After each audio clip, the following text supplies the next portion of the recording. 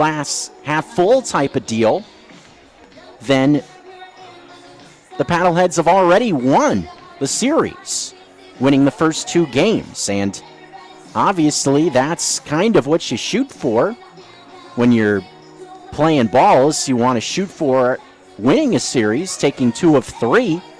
But why not get a little greedy and try to go for that sweep, especially when you're playing opposite your bitter rival in the Billings Mustangs, who after tonight will be opening up their home slate.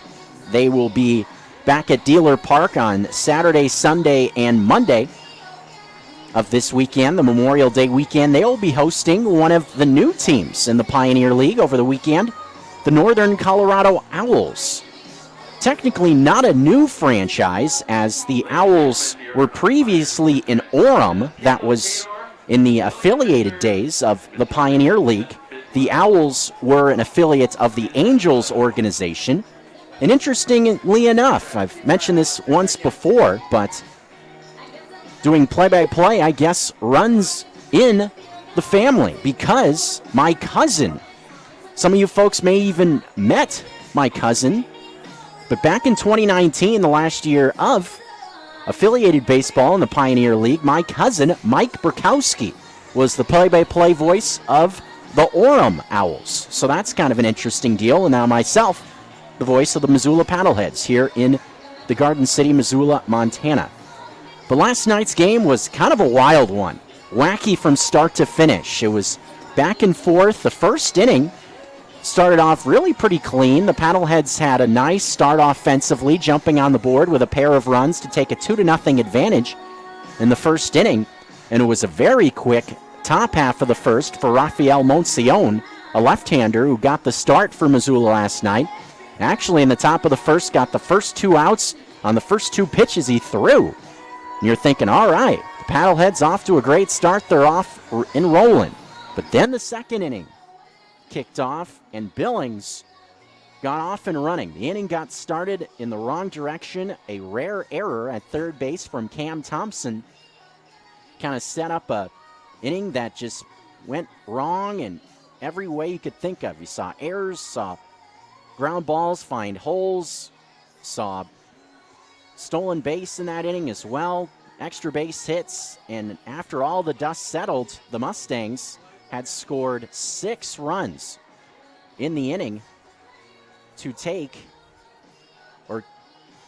the advantage, and they would add another run in the next half inning, and all of a sudden, Billings had a 7-2 lead after their half of the third inning. But Missoula never gave up. They bounced back right away after falling behind by 5. They had a 4-run rally to make it tight once again at 7-6. And then Missoula just kind of hung around for 3-4 innings. Billings added 2 runs after Missoula cut the deficit to just 1. But Missoula was always right there with an answer, and it just seemed like for a while that Missoula would get close and just not quite be able to get over the hump at the end of the day. But a rally in the bottom of the 8th that saw Missoula score 3 runs on wild pitches, something you don't hardly ever see, especially at this level of baseball. But that's what took place in the bottom of the 8th. Missoula got 4 runs in the bottom half of the inning, and they were able to steal one. Jason Newman, the two-way player, was able to get the save, his first of 2021. So Missoula, after all that, was able to conclude things with an 11-9 victory, and now will look to get the sweep here on a Friday in Missoula, Montana. We got lineups and more coming your way from the ballpark. Stick with us. National Anthem coming up now, so we'll step away on 102.9 ESPN and GoPaddleheads.com.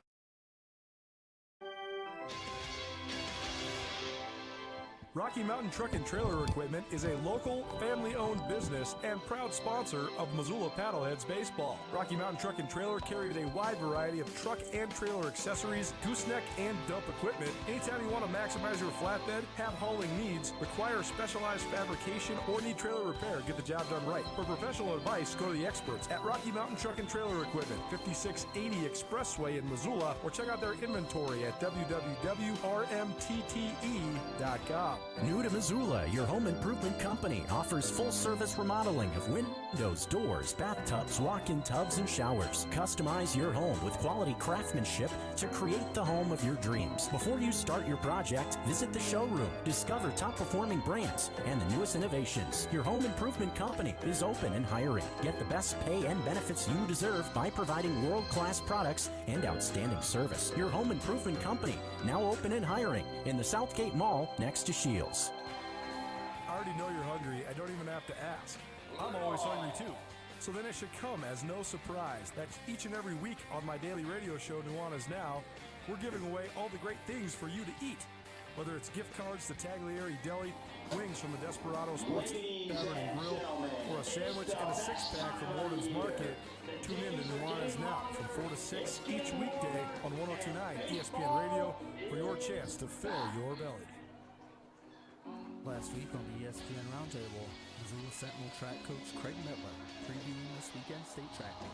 We got beat in the 300s. I said, good. Right. He came up to me. I go, how you doing, man? He goes, I'm all right. A little upset. I said, good. Right. It's good, man. Get to go get him again.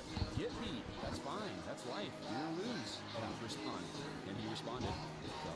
Tune in to the ESPN Roundtable every Wednesday at 5 o'clock hour on Nuanez Now. Brought to you by Paradise Falls. This is live play-by-play on 102.9 ESPN Missoula, your home of the Missoula PaddleHeads. Back to the action here at the ballpark in Missoula, Legions Field, Ogren Park.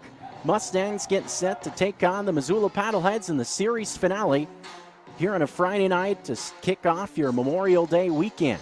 Fun night here at the ballpark. One of a couple of fireworks celebrations to take place after the game tonight, so an exciting night, and might be able to see some fireworks from wherever you are in Missoula on this Friday night. So keep an eye out of around hopefully 10:30. Hopefully we get a relatively timely game tonight, a well-played one. But Sammy B is out on the field, about ready to bring the Paddleheads onto the field for the first pitch of this ball game. So all the starters for the Paddleheads are introduced. Let's go ahead and take a look at both teams' starting lineups. We will start with the visiting Billings Mustangs.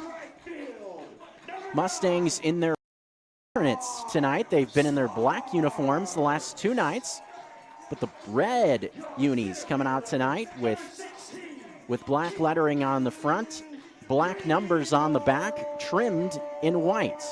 Let's take a look at the lineup for manager Jim Riggleman on this Friday night.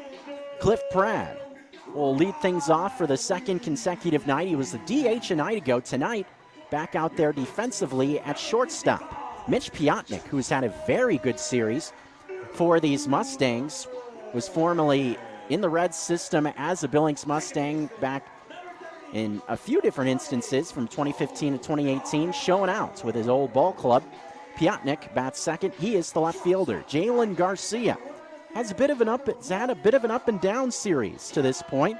He's had a couple of extra base hits, but hasn't been able to have a multi-hit game. But Garcia bats third, is in center field. Tristan Peterson cleaning up for the second consecutive night.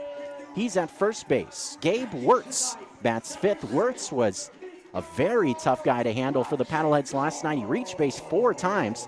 Wirtz bats fifth in right field, with Jacob Klein getting the start for the second consecutive game.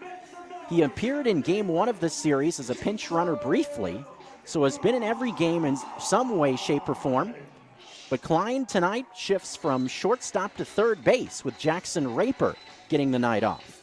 Nick Olch, who we saw in the lineup in game 1, homered in game 1 of this series.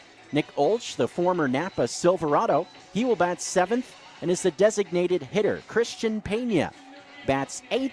He's at second base, with Alante Hall doing the catching, getting his first start of this series here in game 3.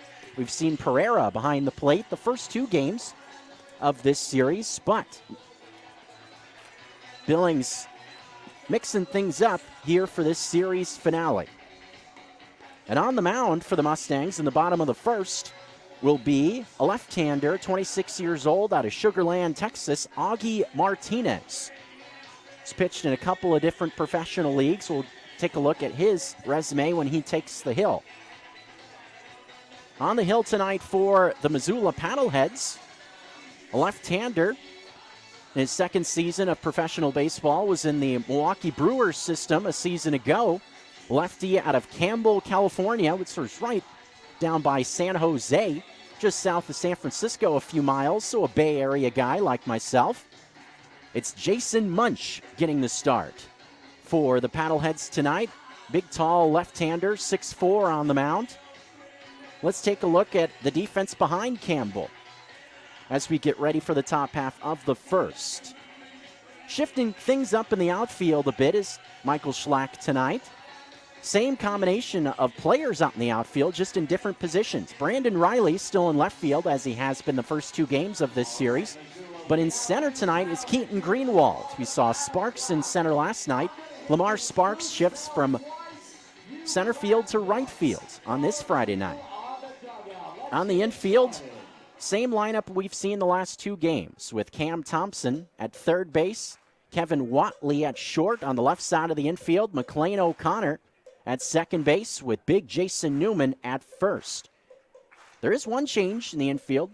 Seen Henderson Perez do a very nice job doing the catching the last two games, but making his Paddlehead debut tonight is the former Ogden Raptor, Nico Pacheco. He's behind the dish, doing the catching out of Loyola Marymount University. Also played at Cal State Fullerton, did Pacheco. As the first pitch of the game from Munch is up high for ball one to Prod, and we are underway here at Allegiance Field at Ogren Park. First pitch time, 7:12 here at Allegiance Field. 1-0 on the way, fastball, knee high, strike one on the outside corner. Evens up the count at a ball and a strike. Prod, Piotnik, and Garcia. Same 1-2-3 order we saw a night ago for manager Jim Riggleman. 1-1 pitch. Check swing, pitch on the inside, called strike two. Good location from Munch so far. Keeping it down. Velo seemed to be pretty good for Munch in spring training. Pitched 3 times, I believe. 1-2 offering is up high with a heater. Evens up the count. 2 balls and 2 strikes. Munch also had good numbers in his time in college baseball's collegiate career ended in 2020 as there's a foul straight back off the end of the bat from Prod. Count stays even at 2 balls and 2 strikes. Prod reached base a couple of times last night, 2 walks, but did not record a hit. He went 0 for 3 with a couple of strikeouts. Just getting things going, top 1, no score. First batter of the game. Over the top comes Munch. He comes home. This one's upstairs for ball 3. So a full count here to the leadoff man, Prod, as the Mustangs try to get a leadoff man aboard here in the top half of the first inning. It was a quick start for the Mustangs, as I mentioned in the open. Payoff pitch is on its way. Swing and a miss at a fastball on the outer half of the plate. Strike 3. Good way for Munch to get things started. And that's how this ball game begins, as Mitch Piotnik will now come into the box. Mentioned in the beginning of this series, Piotnik, the first player in the history of the Mustangs franchise to appear as a Billings Mustang in both the affiliated iteration of the franchise and independent, as he played with Billings in 2015 through 2018 in different spurts, has shown out very well in the first 2 games. First pitch is up high to left-handed batting Piotnik. Piotnik, 4 for his first 7, which includes a couple of doubles in that span as well. Very exaggerated open stance from the left side. 1-0 pitch is a line drive center field. Coming in on his Greenwald, is going to have to play it on a hop. Shaded just a bit into left center was Greenwald. Thought maybe he would try to come in and make a play on that, but played it safe, let it bounce in front of him. Didn't want to see that ball get by him and roll all the way to the wall. That be an instance where you could see an inside the park home run with center field being so deep. But Piotnik stays hot. That's a single with 1 out. That sets it up now for Jalen Garcia. Garcia doubled in last night's game. Was also walked twice. Once was an intentional walk, as there's a called strike on the outer half. Count is 0-1, 1 out, 1 man on, no score. Allegiance Field, Ogren Park. We'll keep an eye on how the weather goes. For now, the weather's holding up, and kind of seen weather forecasts push the showers back further and further as this afternoon, evening has gone on. The 0-1 just off the plate. Count even at 1. Paddleheads will hit the road for the first time this season. After the conclusion of this game, they'll head to Centene Stadium in Great Falls for a 3-game series. Over the Memorial Day weekend, a couple of afternoon affairs involved in that one. That'll be a bit interesting. 1-1 pitches outside. 2-ball, 1-strike count. For folks that may have followed Paddleheads baseball last season, you may remember that last year, afternoon games were a very rare occurrence. They only played 1 matinee game all season last year. And it was against these Billings Mustangs back in the month of August.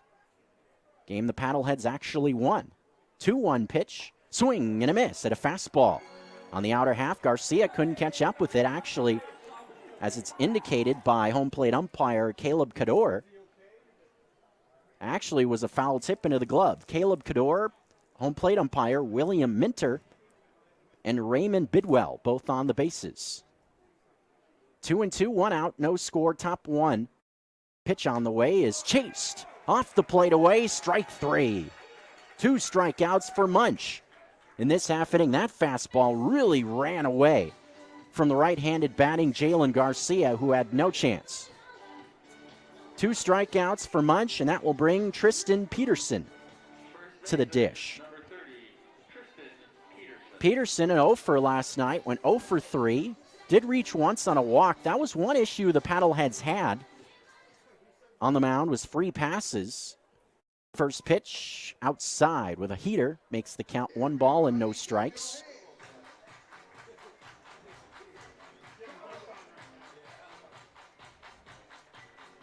Both teams kind of had blips on the map in that game last night. Mentioned the rally for the Mustangs in the second, where they scored 6 runs.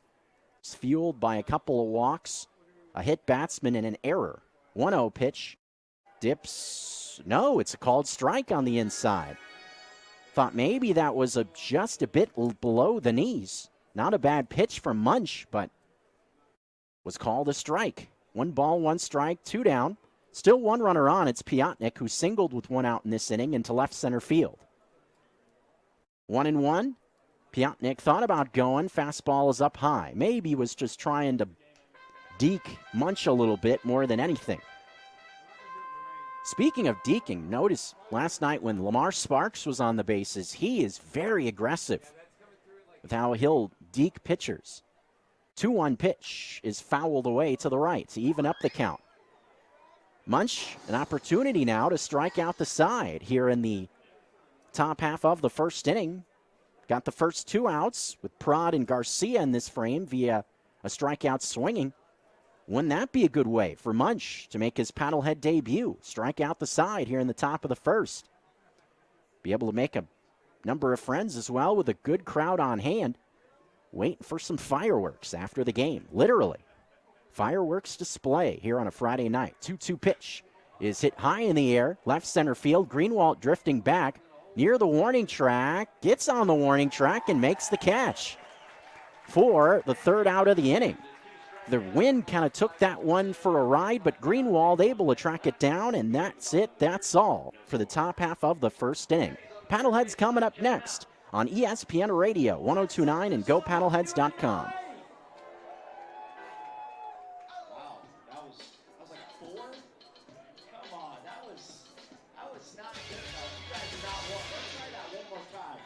The Bell Pipe and Tobacco Shop presents Solitude.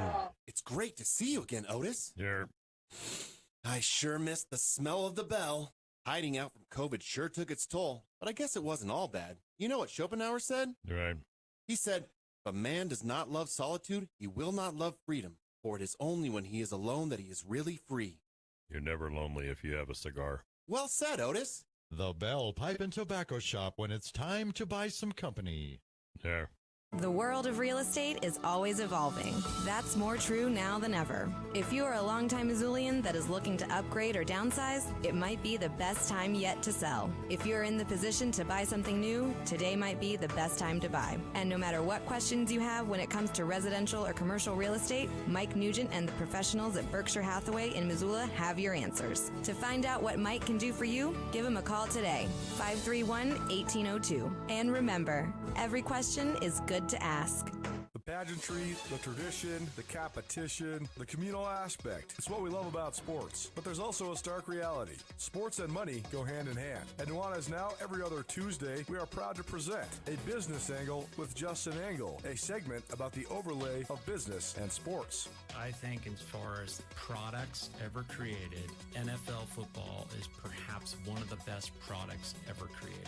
On par with the iPhones. And its ability to kind of transcend every other competitor in the category. The scarcity of games, the fact that they own Sundays, and then they own that place on the calendar. It's sacred. It's become the religion of sports fans and the religion of the country in many ways. Tune in every other Tuesday during the 5 o'clock hour to Nuanez Now to hear Justin Angle, a University of Montana business professor, talk with me, Colter Nuanez, about all of the ins and outs of sports and business. A Business Angle is proudly presented by Blackfoot Communications. This is Missoula Paddlehead Baseball on 102.9 ESPN Radio. No score after a half inning of play here at Allegiance Field, Ogren Park. Paddleheads coming to the field or I should say coming to the dish for this half inning. Let's take a look at the batting order for Michael Schlack. Gave you the defensive alignment. A little different look at the top with now McLean O'Connor leading things off as he approaches the box. Brandon Riley bats second tonight. Cam Thompson in that 3-hole with Lamar Sparks cleaning things up. Nick Gatewood is your designated hitter batting fifth. Keaton Greenwald bats sixth. Jason Newman moves from 6 to 7. Nico Pacheco in the order for the first time batting eighth with Kevin Watley winding out the order for Michael Schlack. First pitch from Augie Martinez, a left-hander, a ball in the outside part of the plate. Signed with Billings the middle of this month. Last season predominantly was with the Tucson Cigarros. As there's a ground ball through the left side. Off the bat of McLean O'Connor, a base hit for O'Connor. Continues to swing, a pretty good bat through the first couple of games. I believe O'Connor has had at least one hit in each of his first 3 games. O'Connor reached base last night with a couple of walks. And he's on base once again here. Brandon Riley had an 0 for 4 going before the 8th inning, but picked a good time to pick up his first hit. Part of that 4-run rally in the 8th, he doubled into left center field to fuel the fire of that rally as the Paddleheads erased a 2-run deficit in the bottom of the 8th to take a 2-run lead to win last night 11-9. First pitch to Brandon Riley. Strike with a fastball in this lefty-lefty matchup. Mentioned Augie Martinez, 5'11" on the mound, 215 pounds. Spent most of the year with the Tucson Cigarros, so the Pecos League. A lower level of professional baseball than here in the Pioneer. 0-1 the count. Pitch on the way is a line drive left center field. That one's headed to the gap. And it's going to be cut off in left center field. Riley's going to try to stretch it to a double. Down to second is in time. They got him. Nicely done by the left fielder, Piotnik, gunning down Brandon Riley in left center field. So Riley got a bit greedy, was in the left center field gap, didn't get to the wall. Riley still tried to make it to second base, just couldn't quite get there. So that will be a single for Brandon Riley. And then a 7-4 putout for the first out of the inning. McLean O'Connor was off on contact, got good read of that line drive, so did make it to third base with Cam Thompson coming up. Good spot for Cam Thompson with a runner on at third and less than 2 outs. Infield not playing in for Billings in this spot. As Martinez throws, and that one was up high for a ball. Definitely lost the handle, it looked like. Looked like Martinez was trying to throw a breaking ball, and it just kind of didn't do anything. Maybe just lost the grip of the pitch at the last second. Had good numbers in the Pecos League last season, did Martinez, and 6-1 record with a 3.92 ERA as that slider misses again high. What a start to the 2022 season for Cam Thompson. Hits in his first 9 at-bats, which includes 3 doubles. He was 3 for 4 last night. 2-0 the count. Martinez fires. Fastball not close, so this could be your classic example of an intentional walk, just kind of nibbling around with Thompson. And at this point, with the count 3-0, I wouldn't be surprised if they just decide to put him on for free. Looks like they're going to let him hit. Interesting. Let's see if Cam Thompson has the green light 3-0. If anybody is, you would think Thompson would. Pitch to him is swung on and missed.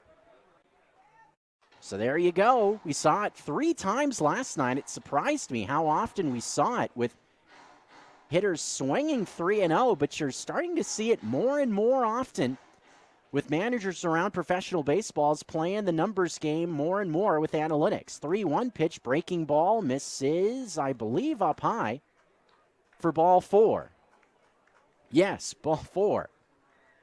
There was kind of this interesting little stoppage for a second where Thompson kind of wasn't sure if the umpire had called a strike or not.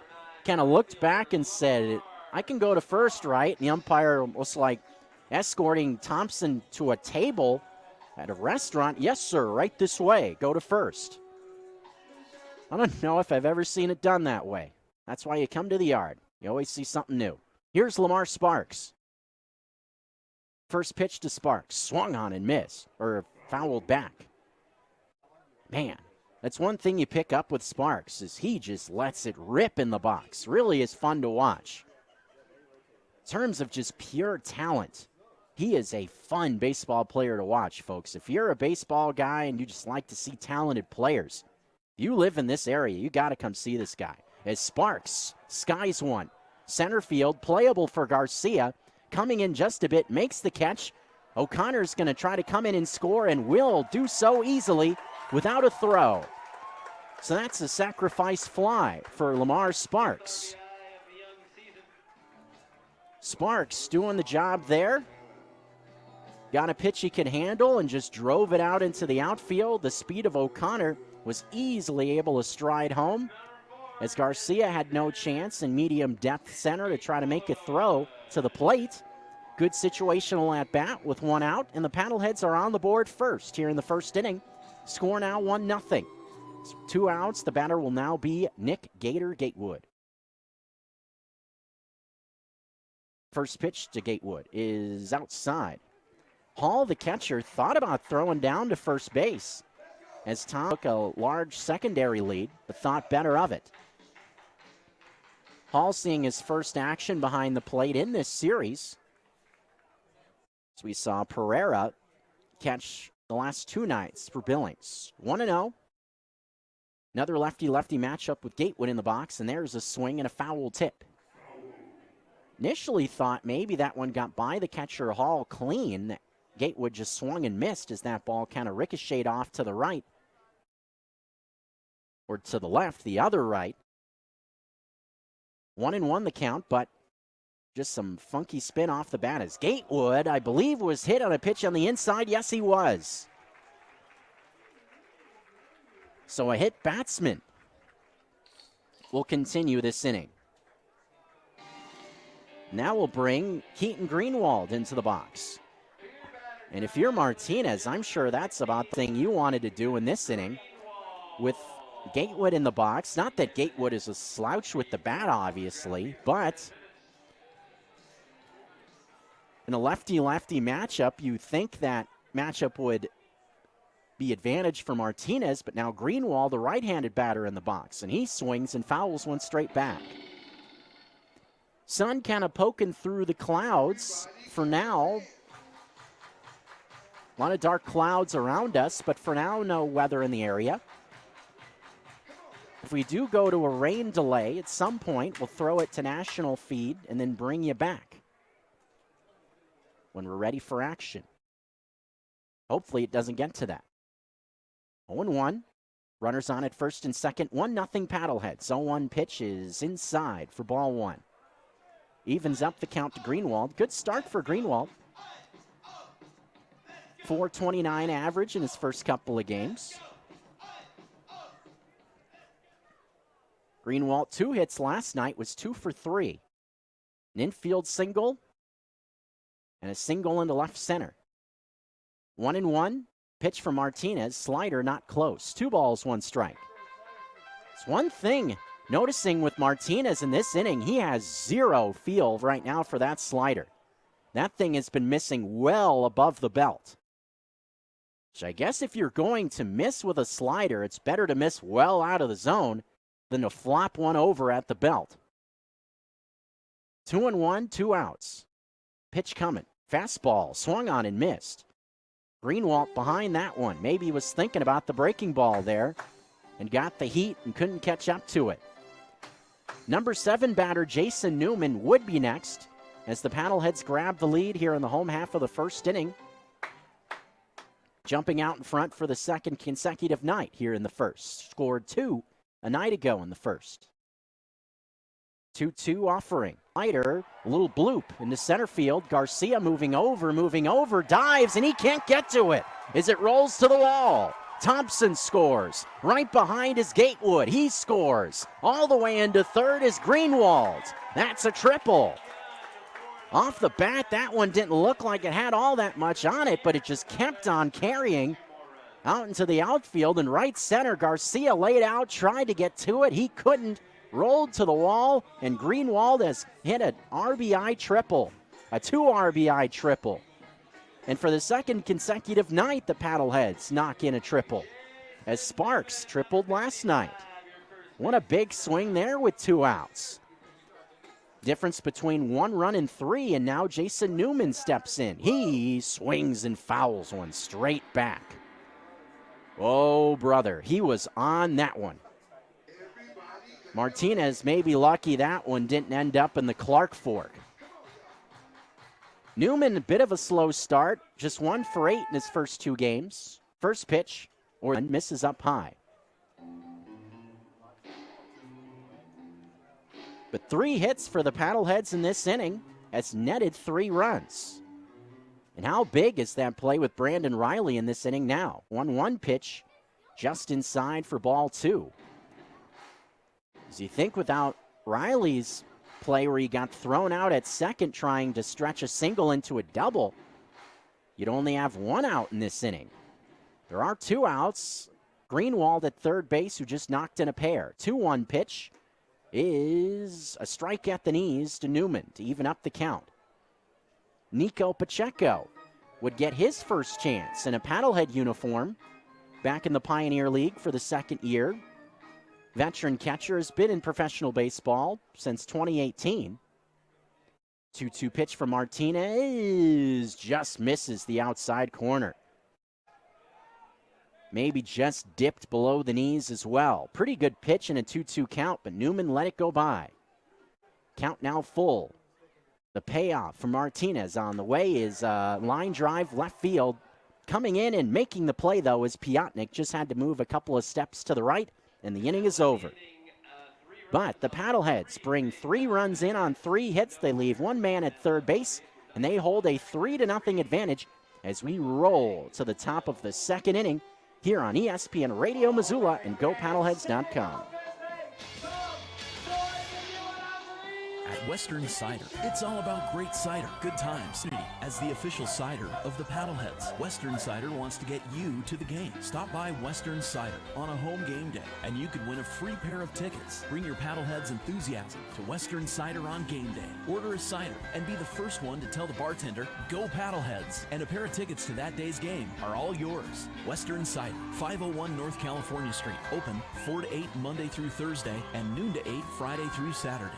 When Regine Seabrook joins Colter Nuanez in the studio, you know what you're going to get. A unique perspective, insightful observations, and plenty of laughs to go with it. Matt Ryan in the last year or two, you know how lasagna noodles look like when they come out of the box? When he's walking back there and Matt Ryan's got that weird elongated giraffe neck, I have a long neck, you know, like Land Before Time style. When he moves around, he looks like a moving lasagna noodle. I'm just saying, Regine Seabrook once a week on Nuanez Now, 4 to 6 p.m. on ESPN 1029 Missoula. Hi, I'm Danica Patrick. Watching my nieces grow, play, and learn is amazing, but not every child gets to be carefree. 1 in 6 kids in the U.S. are hungry. This breaks my heart, and it's something that Feeding America is working to change. Each year, the Feeding America network of food banks rescues billions of pounds of good food that would have gone to waste and gives it to families in need. To help, feedingamerica.org. Brought to you by Feeding America and the Ad Council. Back to live local play-by-play on 102.9 ESPN Missoula.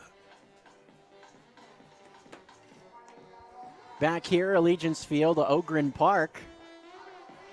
Oh, man, this song playing in the ballpark right now just makes me crack a little bit of a smile. It was kind of one of the team themes from a season ago. I feel like every team kind of has their couple of songs that kind of become themes. It was a track from Bad Bunny.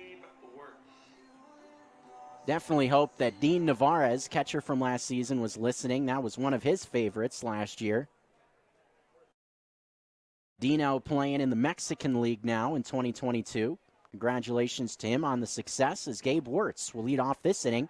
He takes a Reich on the outside from Munch to open up the top of the second with Missoula leading 3-0.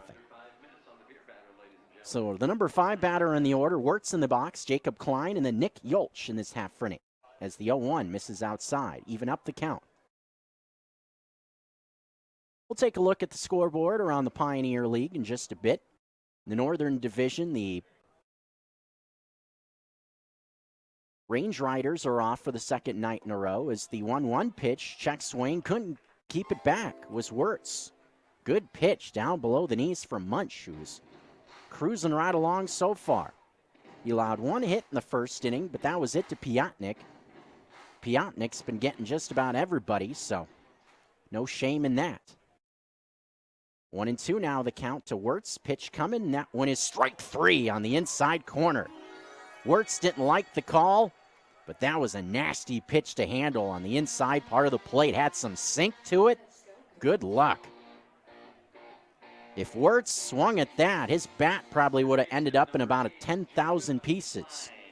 As Jacob Klein will now step in. As Wirtz, that was a tough out to get last night for the Paddleheads, and Munch sends him packing. Wirtz reached in each of his four first plate appearances as Jacob Klein swings and misses at the first pitch, and it's 0-1. It's one thing Munch seems to be doing a pretty good job of is jumping ahead early in the count. 0-1, 1 out to Jacob Klein. Pitch coming is fouled off to the right. No ball, 2 strike count. Fireworks night here in Missoula, Legions Field, Ogren Park. Long 6-game homestand lined up next week. A lot of fun to be had at the ballpark first week of June, as the Great Falls Voyagers will be in town. The 0-2 is swung on and fouled off. This weekend on the road will begin a very long stretch against Great Falls. 9 consecutive games. A lot of familiar faces on that Voyager roster from a season ago. Saw Quincy Jones pitched a couple of innings. He faced Missoula seemingly every time the two teams got together, it seemed. The 0-2 on the way to Klein is slowly tapped foul on the third base side. A lot of returning pitchers in Great Falls. Number of position players as well. The former Notre Dame football player, Michael Deeb, is back in a Voyager uniform in 2022. Tommy Thompson also back in the Great Falls dugout. 0-2 pitch is to the backstop. Nobody on base, so that inconsequential. But now a 1-ball, 2-strike count with nobody on base. Here in the top of the second, the Paddleheads have a 3-run lead. It's 3-0.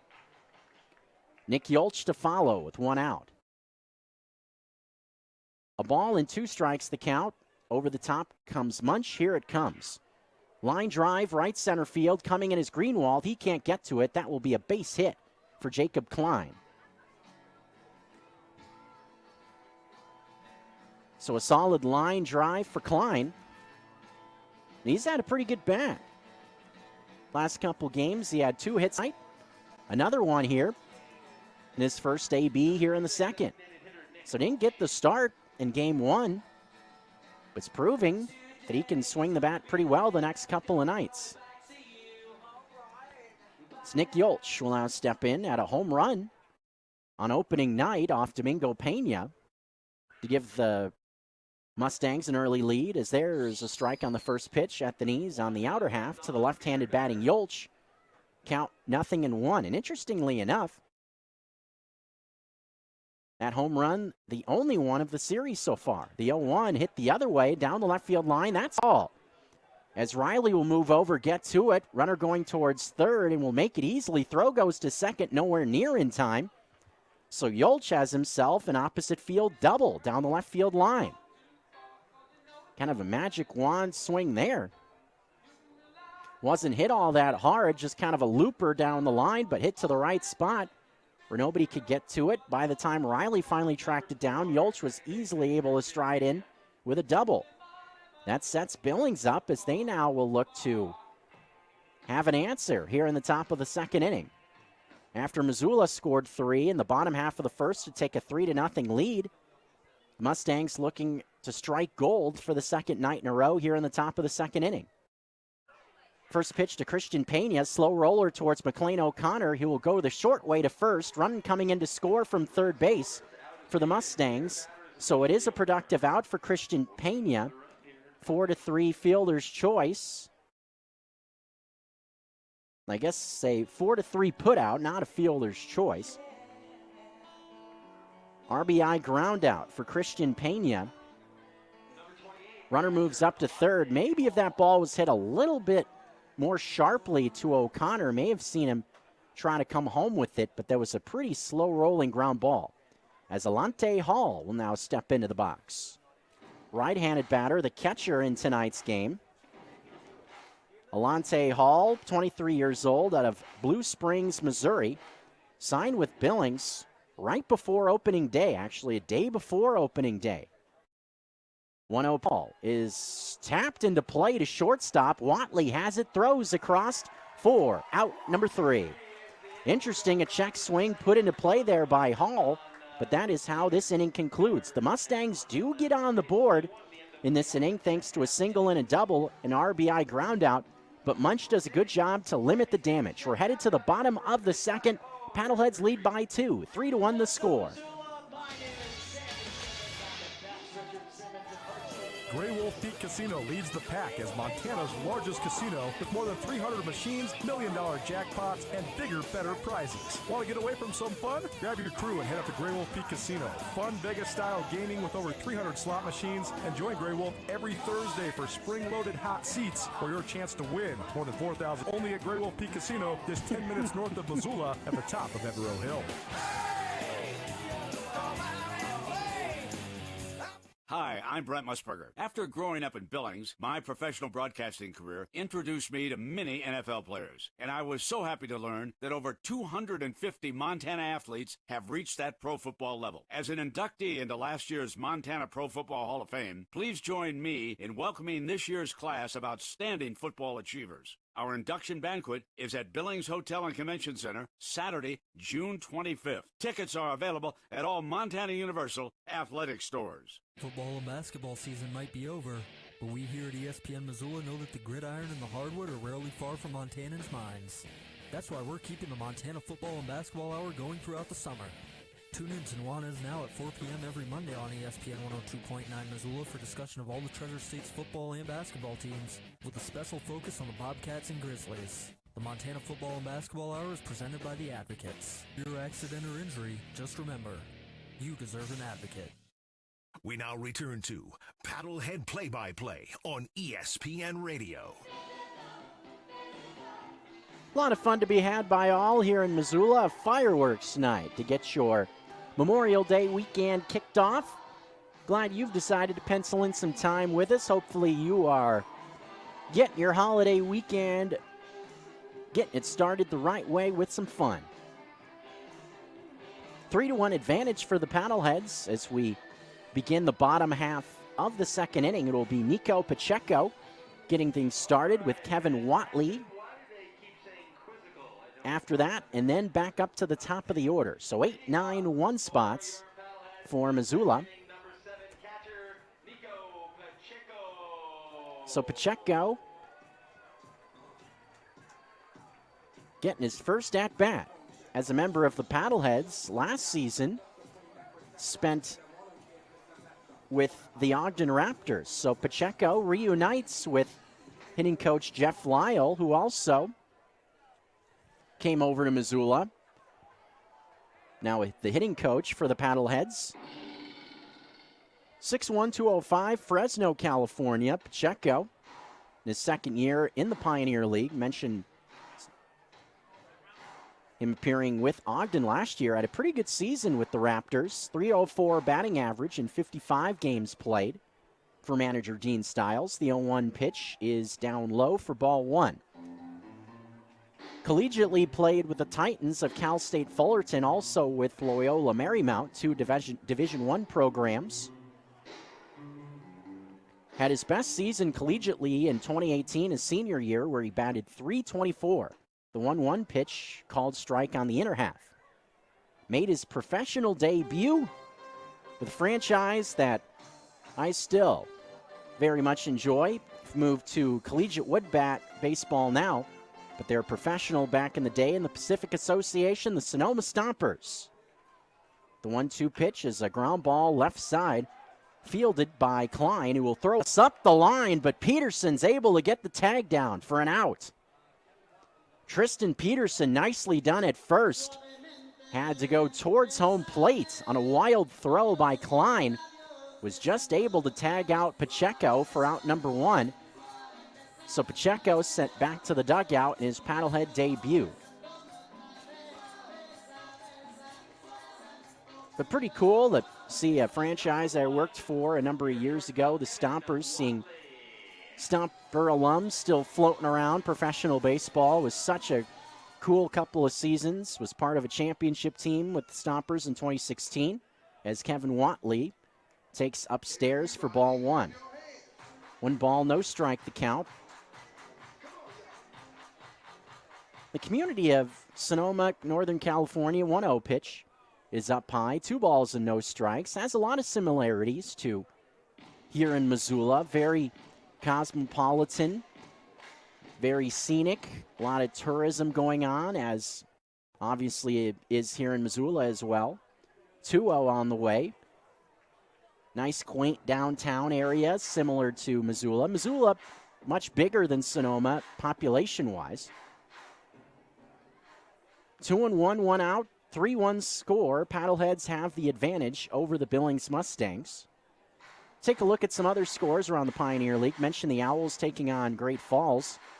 Idaho Falls and Boise in the rubber match of that 3-game series. 3-1 pitch, sky, right field line. Going towards the wall, that short porch. Now this one actually hits off the top of the wall and back into the field of play. That is a double, not a home run for Kevin Watley, hitting off the very top of the wall. Looks like the umpires are going to get together here, maybe to talk about this. Or no, maybe they won't. It must have hit off that Missoula bone and joint sign just to the left of the foul pole, because if it hit the yellow line, which I didn't see, then it would have been a home run. And that very short porch and right, just 287 down the right field line. Watley didn't have a ton on it, but was able to get it to that wall and right for a double. So with 1 out, the Paddleheads have another man in scoring position, and now the top of the order is coming up with McLean O'Connor, who led off that 3-run first inning with a single to left. O'Connor would later score on a sac fly by Lamar Sparks in that 3-run first inning. 3-run score now. First pitch to Thompson is popped up foul ground right side. Maybe playable in front of the Billings dugout, and making the catch in front of the dugout near the on-deck circle is the catcher Hall. Alante Hall tracking it down. Martinez, Peterson, and Hall, all three of them, the pitcher, first baseman, and catcher, are all right in the general vicinity of the ball. But that's a big second out, an unproductive one, as O'Connor is sent back to the dugout. Retired in this at-bat. Now we'll leave it up to Brandon Riley to try to get a run home in this half inning.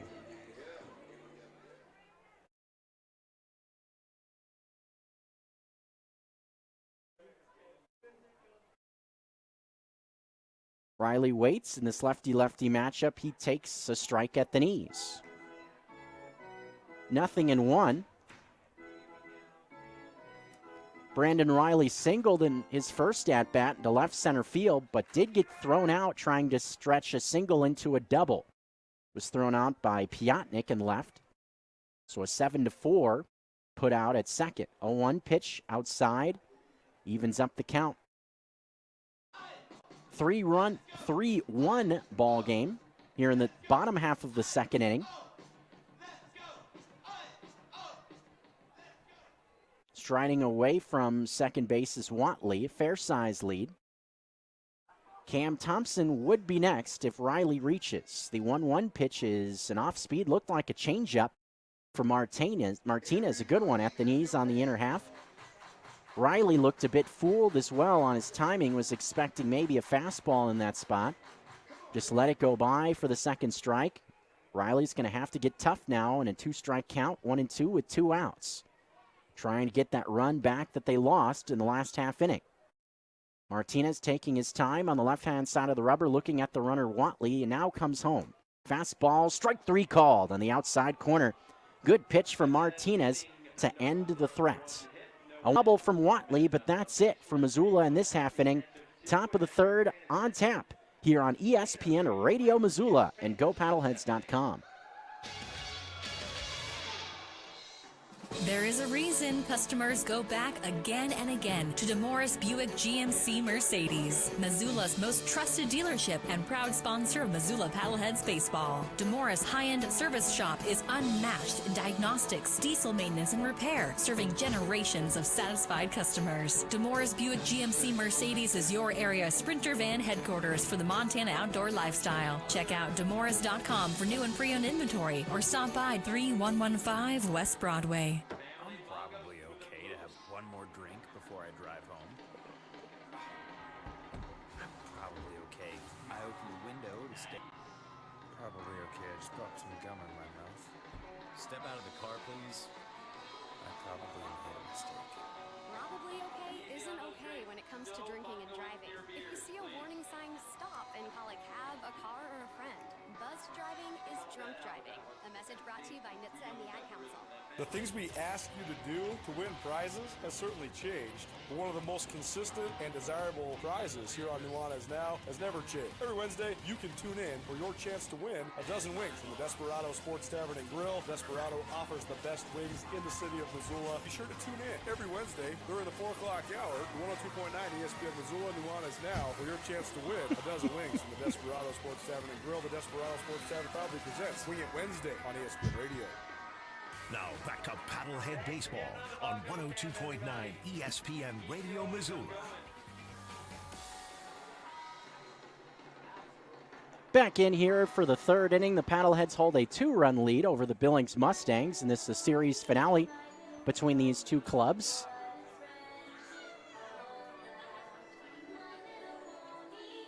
As the Mustangs will send the top of the order to the plate.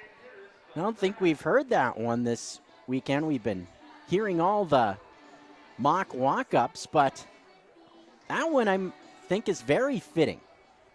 Thinking that this is the Billings Mustangs. As Cliff Parad steps in, they played the My Little Pony theme song. Get it? They're horses. Yeah. There you go. The light bulb went off. First pitch was a strike to Prod, 0-1 the count. Prod struck out in the first inning, a 1 delivery. Fastball just outside. Count even at 1. That pitch on the corner has been there a number of times so far tonight. Not that time, though. In terms of it being called a strike. 1-1 pitch is just inside to make the count 2 balls and a strike. Munch, a scoreless first inning with a couple of Ks, also a strikeout in the second, so 3 overall for the left-hander. The 1 run coming in on an RBI ground out in the last inning. 2-1, swung on and missed. Fastball, Prod couldn't catch up to it. We've seen that numerous times from Billings. A lot of tardy swings on the heat from Munch. 2 ball, 2 strike count. Munch over the top. Here it comes. Swing and a miss. Another fastball. Just blows it right by him for strike 3. 4th strikeout for Munch. As Mitch Piotnik steps in. Piotnik stayed hot, picked up his 5th hit of the series, a single. The 1 hit of the first inning for Billings, so far as 3 hits overall. 3-1 advantage for the Paddleheads as Piotnik sees one go by at the knees for strike 1.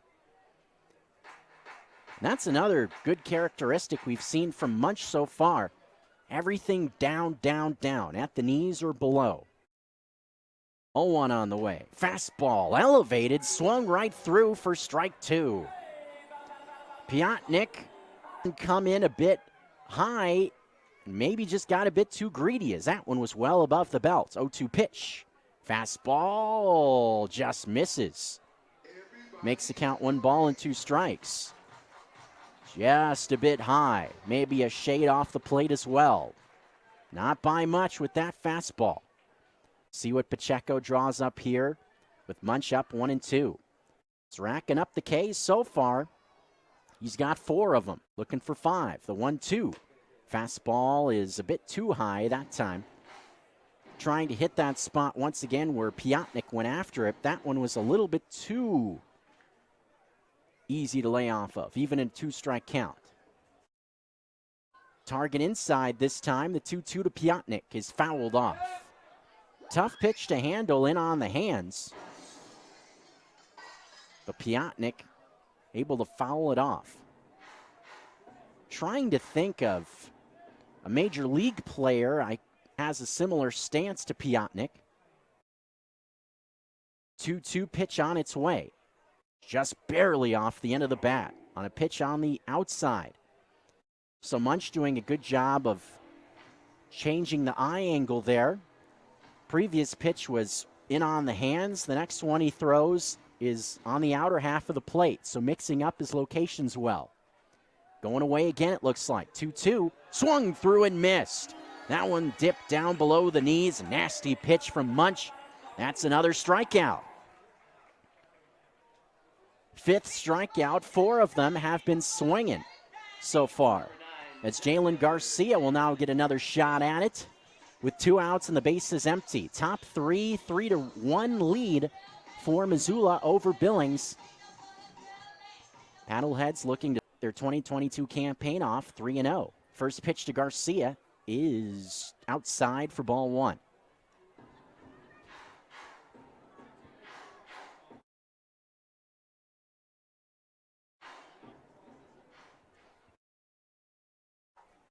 Munch looking pretty solid here so far in his Paddlehead debut as the 1-0 swung on and missed. That one below the knees, but Garcia could not lay off of it.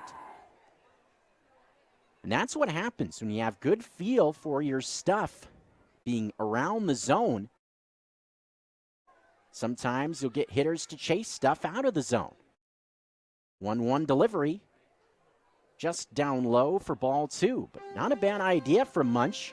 Just trying to go right back to the same pitch he threw to get strike 1 where Garcia chased it. Hoping he would do it once again. This time Garcia let it go by. 2-1 with 2 outs and the bases empty. Munch comes home. Fastball just a bit low for ball 3. That one seemed to be closer to the strike zone. Munch looked in for about a half second towards home plate.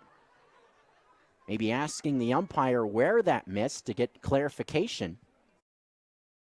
3-1 with 2 outs. Peterson would bat next if Garcia reaches. 3-1 pitch is bounced past a dive of Thompson at third base and into left field.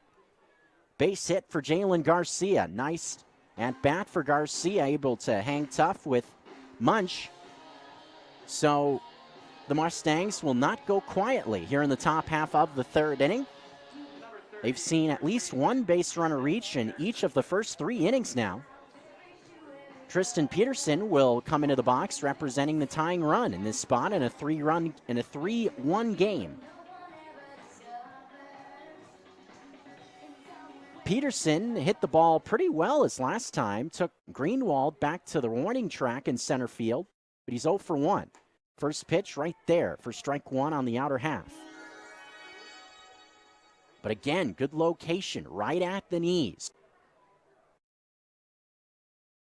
Michael Schlack has to be happy with that. May sound kind of obvious as the 0-1 comes in, and there's a swing and a high pop-up.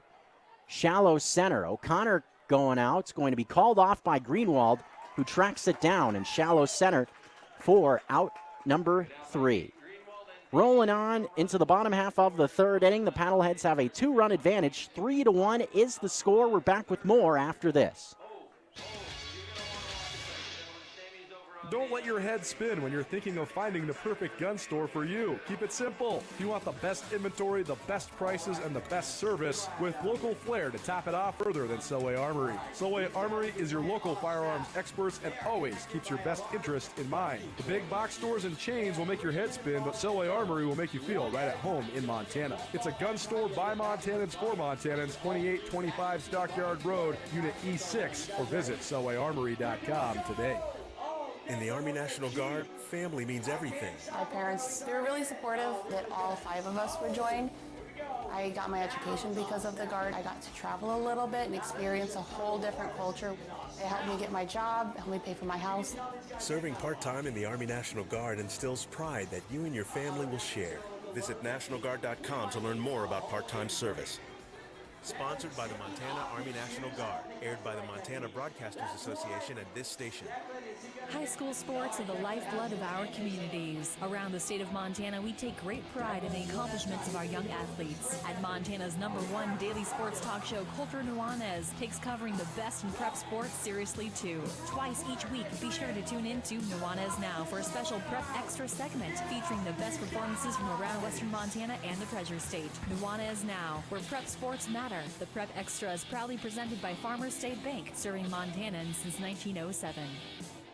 You're listening to Paddlehead Baseball, ESPN Missoula.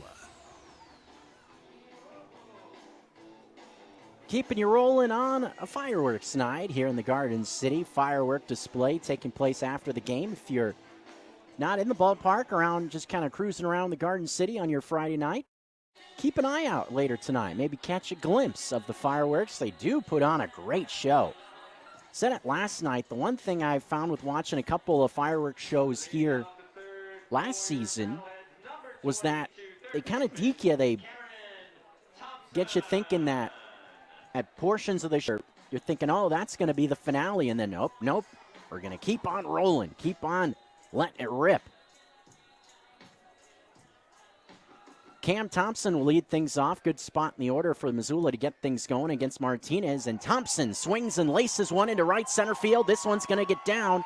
Split the gap. Thompson trying to stretch it to a double. Throw from Garcia, not in time. Cut off by Pena as well as it's made its way towards second base. Stay hot, Cam Thompson. Another double. That's his 4th double of the season already. In his first 3 games, just lacing line drives all over the place is Cam Thompson. He's been on base twice now as well. Walked in the first inning. What a start for Cam Thompson. He led the team in hits a season ago with 124. Looks to be well on his way here in 2022. Here's Lamar Sparks for the second time. Sparks waits. First pitch is inside for ball 1. Mentioned how Sparks takes such aggressive swings. It's interesting. His lead up is pretty quiet. He doesn't move the bat much. Just kind of casually lays it on the shoulder and then lets it go. The 1-0 pitch is fouled off to the right. 1 ball, 1 strike count.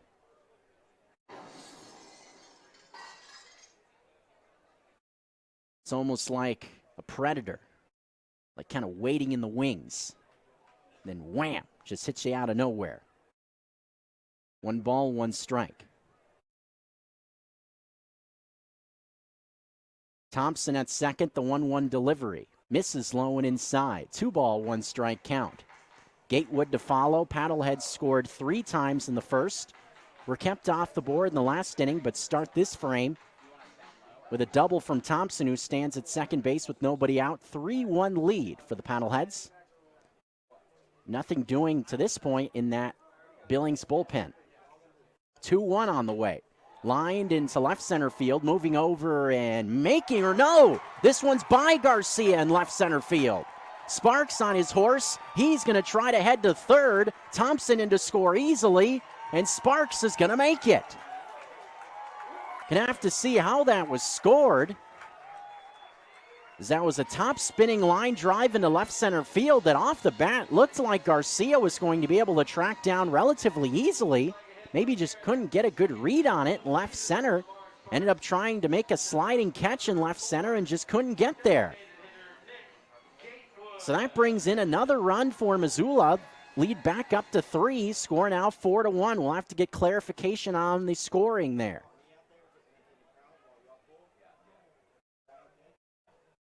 Could see Sparks get credit for his second triple of the season, as this one skips to the right of home plate, and Sparks is in there, sliding in head first, scoring from third to make the score 5-1.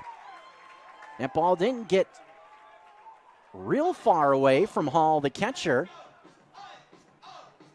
but with the speed of Sparks, he was able to make it relatively easily from third base. And just like that, in the blink of an eye, 2 batters come to the plate and immediately score, and the Paddleheads have their largest height now at 5-1. Pitch was a ball, obviously, as well to Gatewood. 1-0 pitch with the bases empty is a called strike at the knees. So for now, they are going to credit Sparks with a 3-bagger if you're scoring at home. The 1-1 pitch is bounced towards the second base bag and through the right side of the infield. A single for Nick Gatewood.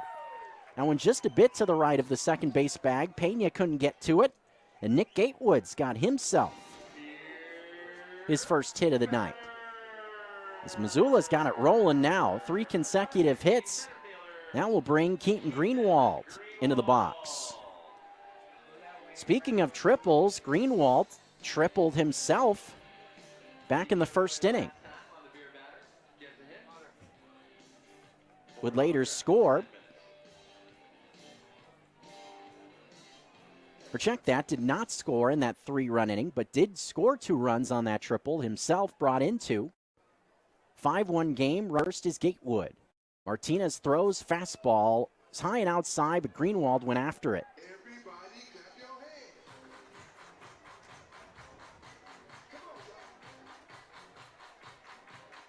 So far, all Paddleheads, for the most part, in the first 3 innings. Munch also doing his part on the mound with 5 Ks for the big right-hander, left-hander. 0-1 pitch. Greenwald hits it foul off the end of the bat. No ball, 2 strike count to Greenwald.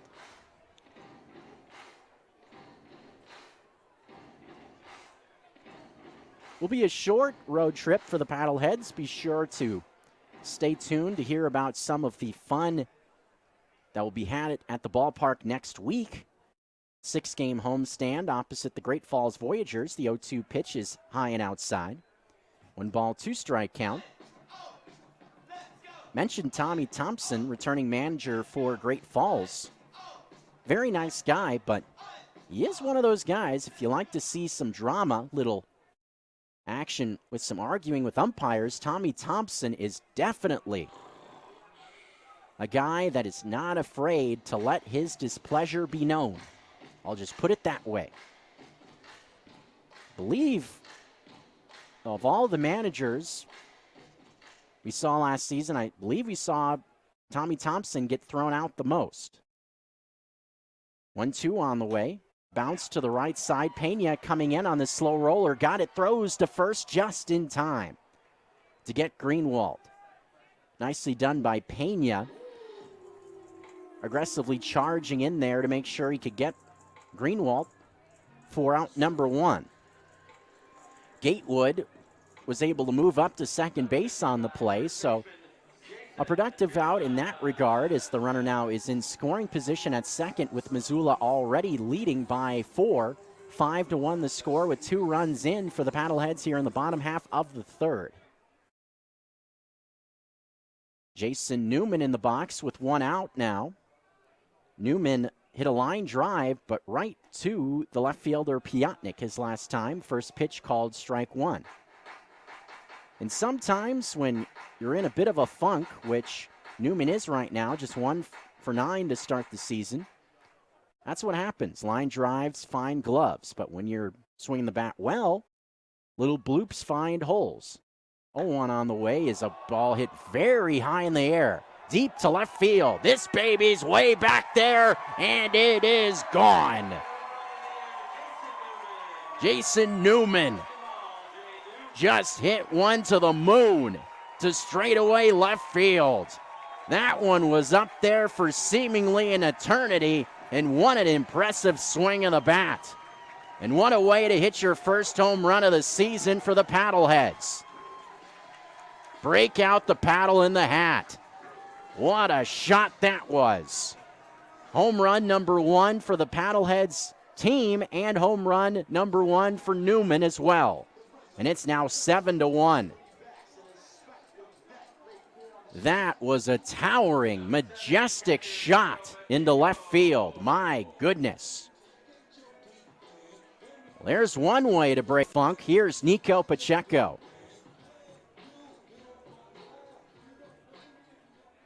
Was hit so high, thought maybe he got under it a little bit. Almost reminds me of a scene from the movie Major League, where you had the fans sitting in the stands and player for an opposing team just hits a bomb. The guy sitting out there going, no, it's too high. The 0-1 pitch is swung on and missed by Pacheco as the count is quickly 0-2. So a lot of times if ball's hit high in the air, that means you got underneath it, or it's going to stay in the ballpark, but that one cleared the wall by quite a wide margin. 0-2 with 1 out, base is empty now. Paddleheads now lead by 6. It's 7-1. 0-2 to Pacheco is a line drive into right field. A base hit for Pacheco. Was able to take that one the other way. Got a fastball on the inside, hits it to right field. Nice piece of hitting for the Central California native, Pacheco.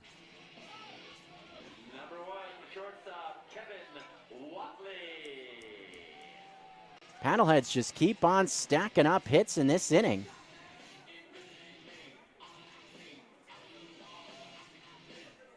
Fifth hit for Missoula in this inning alone. Just the 1 out came on the 4-3 put out by Greenwald in this frame. Looks like we're going to see some bullpen action get started for Billings. Looks like we're going to see a mound visit as well. As this inning just has kind of gotten away from the lefty Martinez. Just try to reel things in as Billings will try to keep this one relatively close. But with Missoula seemingly all the momentum in their dugout trying to finish off this sweep, this is an interesting juncture here for the Mustangs.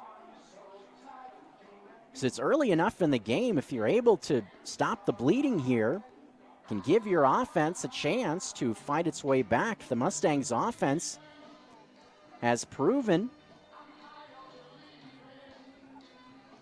in numerous occasions that they've been able to see some production offensively. They've had double-digit hits in each of the first 2 games of this 2022 season. As the conference on the mound is finally coming to a close.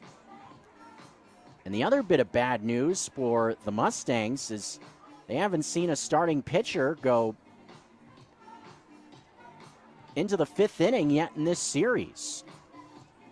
When you start thinking about it from the standpoint of working your bullpen, really starting to put your pitching staff in a tough position. If Martinez isn't able to eat a couple more innings here, it's by the time Billings gets to weekend, if you're using your bullpen a ton, they might be on the ropes, so to speak, in terms of fatigue. Kevin Whatley will now be the batter, who hit one off the top of that tall wall in right field for a double, and Whatley swings and hits one well into right field. Backpedaling is Wirtz. He can't get it. This one gets to the wall. They're going to wave the runner around. Here comes the runner to the plate, and he scores easily. Pacheco comes all the way around from first, and Whatley into third with a triple. The third triple of the night for Missoula. And it's a 5-run third inning, now a 7-run advantage. 8-1 the score. The Bats not wasting any time for the Paddleheads tonight, already with 10 hits in the game. Whatley with his second of the night. He's got 2 legs of the cycle now.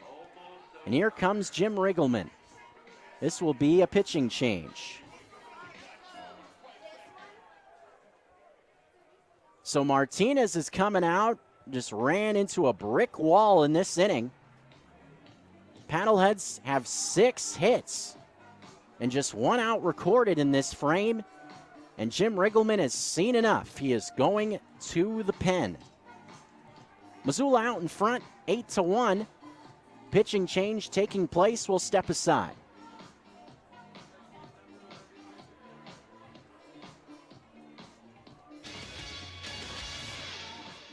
At Western Cider, it's all about great cider, good times, and community. As the official cider of the Paddleheads, Western Cider has a game day deal that can't be beat. Stop by the room on any home game day. Show your game ticket, buy 1 cider and get 1 free. Kick back and enjoy a cheese or charcuterie plate with your cider. Then take a quick walk over the California Street Bridge to cheer on the Paddleheads. Western Cider, 501 North California Street, open 4 to 8 Monday through Thursday, and noon to 8 Friday through Sunday. Adopt US Kids presents What to Expect When You're Expecting a Teenager. Learning the lingo. Jelly. Jelly adjective. Jelly is a shorter, better way to say jealous. As in, Chloe, I am like so jelly of your unicorn phone case. You don't have to speak teen to be a perfect parent. Thousands of teens in foster care will love you just the same. Visit adoptuskids.org. Brought to you by the U.S. Department of Health and Human Services, Adopt US Kids, and the Ad Council. How do you define strength? Is it physical? Or is it mental? Maybe it's both. Maybe it's whatever empowers a person to dig deeper, fight harder, and overcome obstacles that once seemed insurmountable. Discover how much stronger and more confident your children can be. Encourage them to participate in a sport when they go to high school. This message presented by the Montana High School Association and the Montana Interscholastic Administrators Association. This is Missoula Paddlehead Baseball on 102.9 ESPN Radio. Paddleheads have chased starter Augie Martinez here in the third inning thanks to 6 hits and 5 runs. And they're not done in this half inning. The bottom of the third, the Paddleheads have a 7-run advantage. 8-1 the score, all Missoula in the first couple of innings. New pitcher entering the game for Billings is Sean Kiley, right-hander out of Los Angeles, California. Last pitched with the Portland Mavericks. Back up to the top of the order, McLean O'Connor will get things started.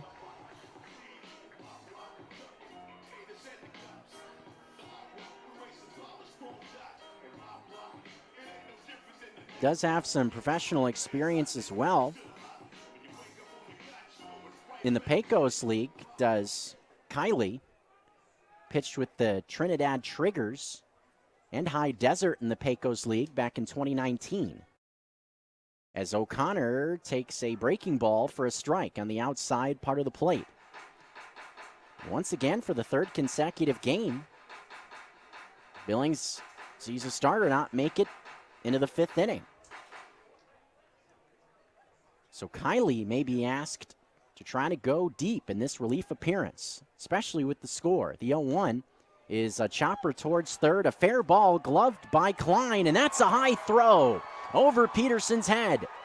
That will allow McLean O'Connor to advance to second base.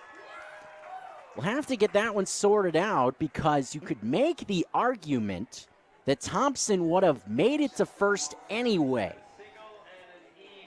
And yes, that's what they're going to say.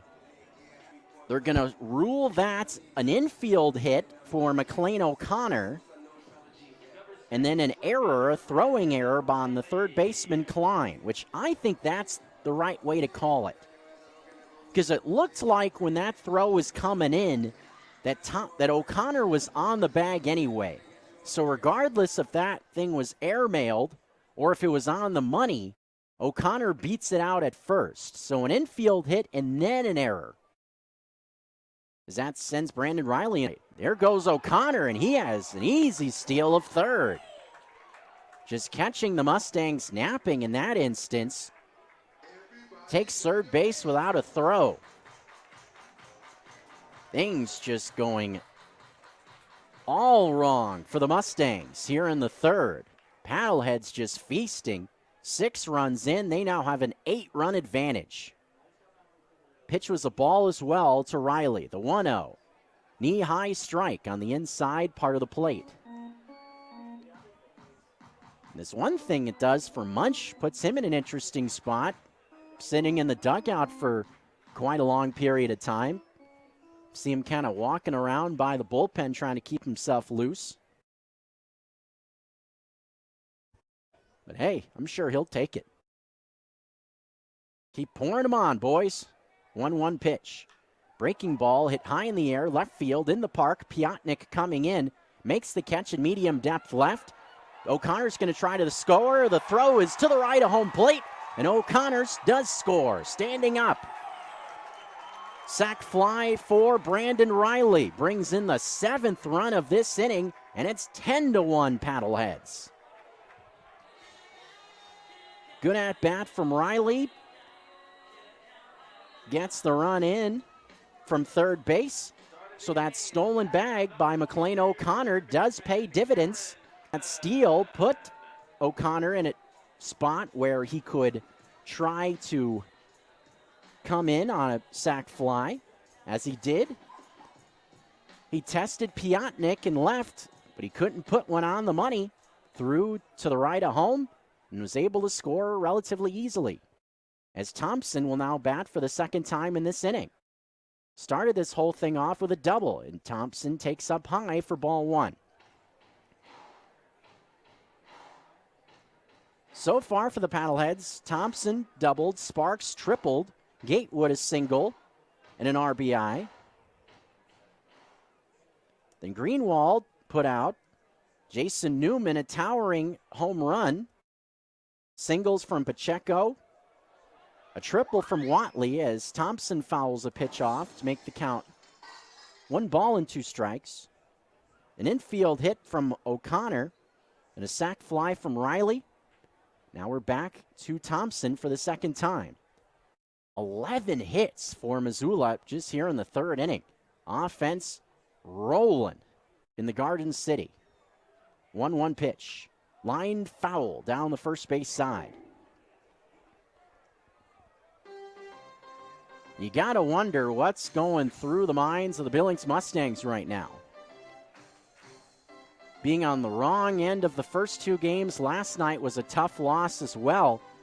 Maybe some of those negative memories kind of seeping into the heads of the Mustangs here in this series finale. 1-2, 2 outs. But the way it's shaping up right now, pitch on the way. Thompson swings and fouls one off. It's going to take a Herculean effort the rest of the way for the Mustangs to try to fight back in this one.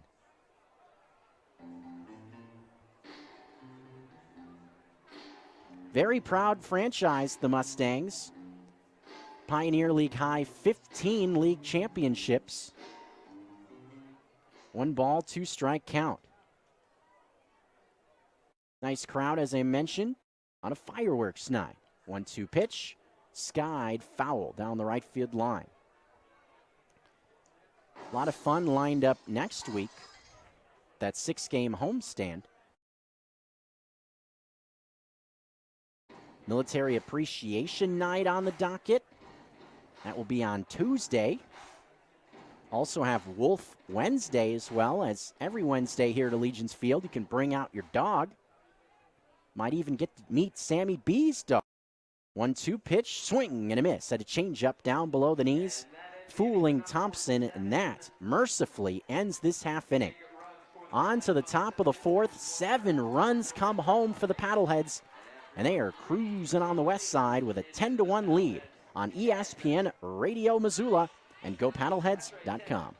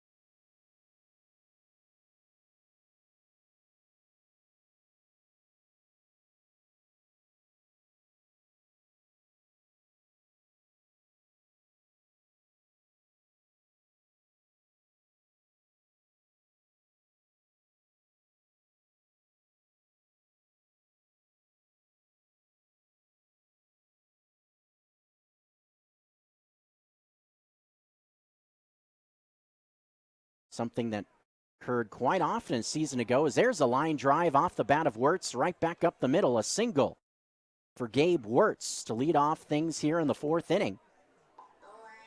And if you're in a spot like this, trailing by 9, obviously base runners are your best friend, trying to put big rallies together. That is the 4th inning in a row that's seen Billings get at least one man on. First time, however, they've seen a leadoff man get aboard as Jacob Klein comes to the middle infield and double play depth. First pitch, good one on the outside corner at the knees with some sink on it, 0-1. Once again, Munch just hanging right around the knees. Good location with all of his stuff. 0-1, target inside, pitch coming. This one's a little looper down the first base side, and that's a fair ball down the right field line. We're going to see Wirtz end up at third. Going into second is Klein, and that's a double. That ball was not hit hard at all, just a little Texas leaguer down the left field line. that was hit in the right spot. We've seen a couple of hits like that from Billings tonight. Speaking of little bloop hits, Nick Olch had one in his last at-bat, a double down the left field line.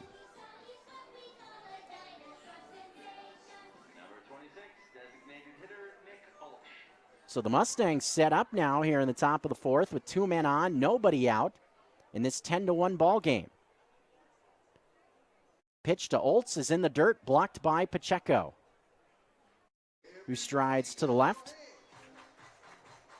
And what a advantage it is for Missoula to have 2 catchers that are as experienced as both Pacheco and Perez, both with numerous years of professional experience. 1-0 on the way. Fastball doesn't get the call. Or no, a delayed call is a called strike. Fastball on the outside. Even up the count at 1-1 strike. Caleb Cadord kind of waited a bit before he finally gave that Steve Reich call. Guess just wanted to mess with us up here in the booth. 1-1. Swung on, base hit to left field. 1 run in for sure. Coming up with it is Riley. He fires it in. Stopping at third base is Jacob Klein, but that's an RBI single for Nick Olch. All of a sudden, the Mustangs figuring things out a bit against Munch here in this inning, who's cruised right along through the first 3. Mentioned the strikeouts, but 3 consecutive hits has brought in another run for the Mustangs. Back on the board for the second time. Score now 10-2. Christian Pena will now be the batter with 2 on and nobody out. Runners on at the corners. Klein at third with Olch at first. Pena grounded out to second. Did drive in a run, though, in his last at-bat in the second inning. First pitch, called strike at the knees. 0-1. No action going in either bullpen. You wouldn't expect Billings to go back to the pen unless absolutely necessary for at least a little while. 0-1 from Munch. Good pitch on the inside part of the plate. Strike 2. That one seemed to just dart low and in to the right-handed batting Pena and found the strike zone. Just a tough pitch to handle. 0-2. Munch sets at the chest, comes home. Swing and a miss at a fastball on the outside part of the plate. Buenos dias, buenos tardes, y buenos noches. See you later, Christian Pena. 3 pitches, 3 strikes, and another strikeout for Munch, as Alante Hall will now step into the box. Alante Hall bounced out to Watley at short. It was an interesting play. It was a check swing. Ball actually had a good amount of steam on it despite the check swing. Ended up with Watley, who was able to make the throw across. First pitch in this at-bat, a strike on the inside. We've seen Munch hang around the knees for the most part in this outing. 0-1 with 1 out. Here it comes. This one just inside for ball 1. You'd think with that type of repertoire, putting the ball down, be able to induce a ground ball, and with the catcher Hall in the box, if you can get one on the ground near second base, you can get yourself out of this jam. Still runners on at first and third. 1 out, 1 run in for the Mustangs, who still trail by 8. 10-2 your score here in the top of the 4th inning. Some clouds kind of wrapping around the ballpark. We'll have to keep an eye on the weather here. 1-1 pitch coming. Knee high, strike 2 on the outer half.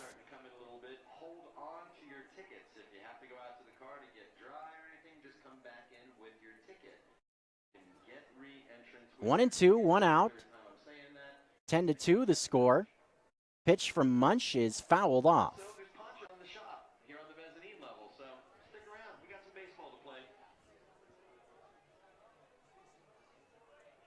It's like a few showers are starting to fall. Haven't suspended play as of yet. 1-2 from Munch. High with a fastball. Pacheco somehow able to keep that one in the web of his glove.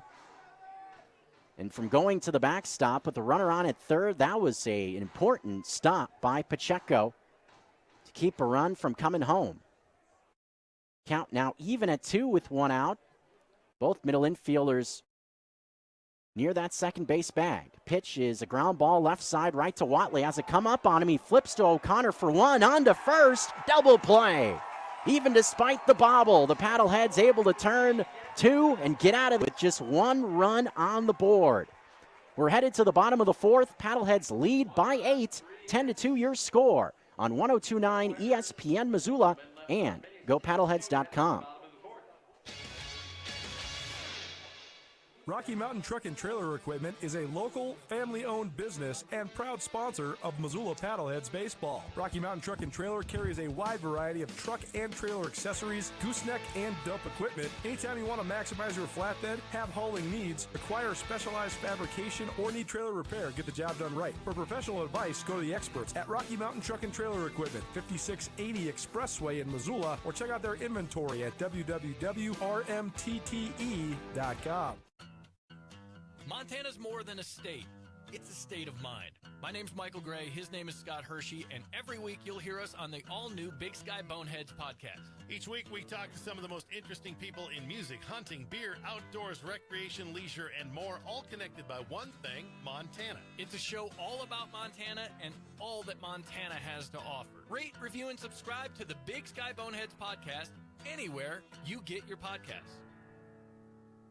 Missoula has always held a wonderful reputation as a runner's haven, a place where those who like to jog along the river and those found around the trails thrive. From the dedicated weekend warriors of our Montana communities to the exceptional college and high school running talents from across the Treasure State, many of the best athletes are the runners in and around western Montana. Tune into Nuanez Now, twice a month for River City Runners, a local segment about the Montana running community. River City Runners is proudly presented by Zootown Sports Cards.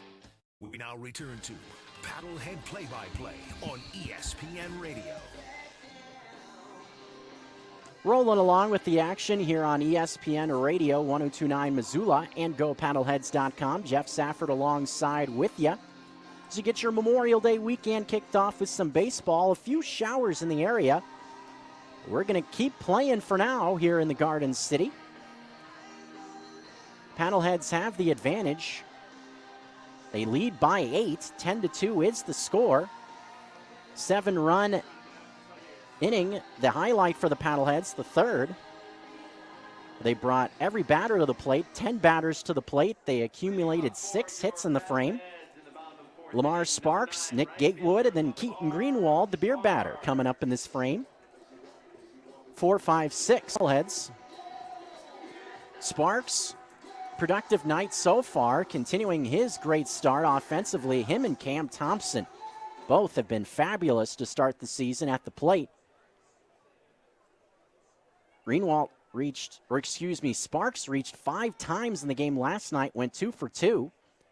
First pitch to Sparks is a called strike on the outside. Count 0-1. So going back to the last game, Sparks has reached in 6.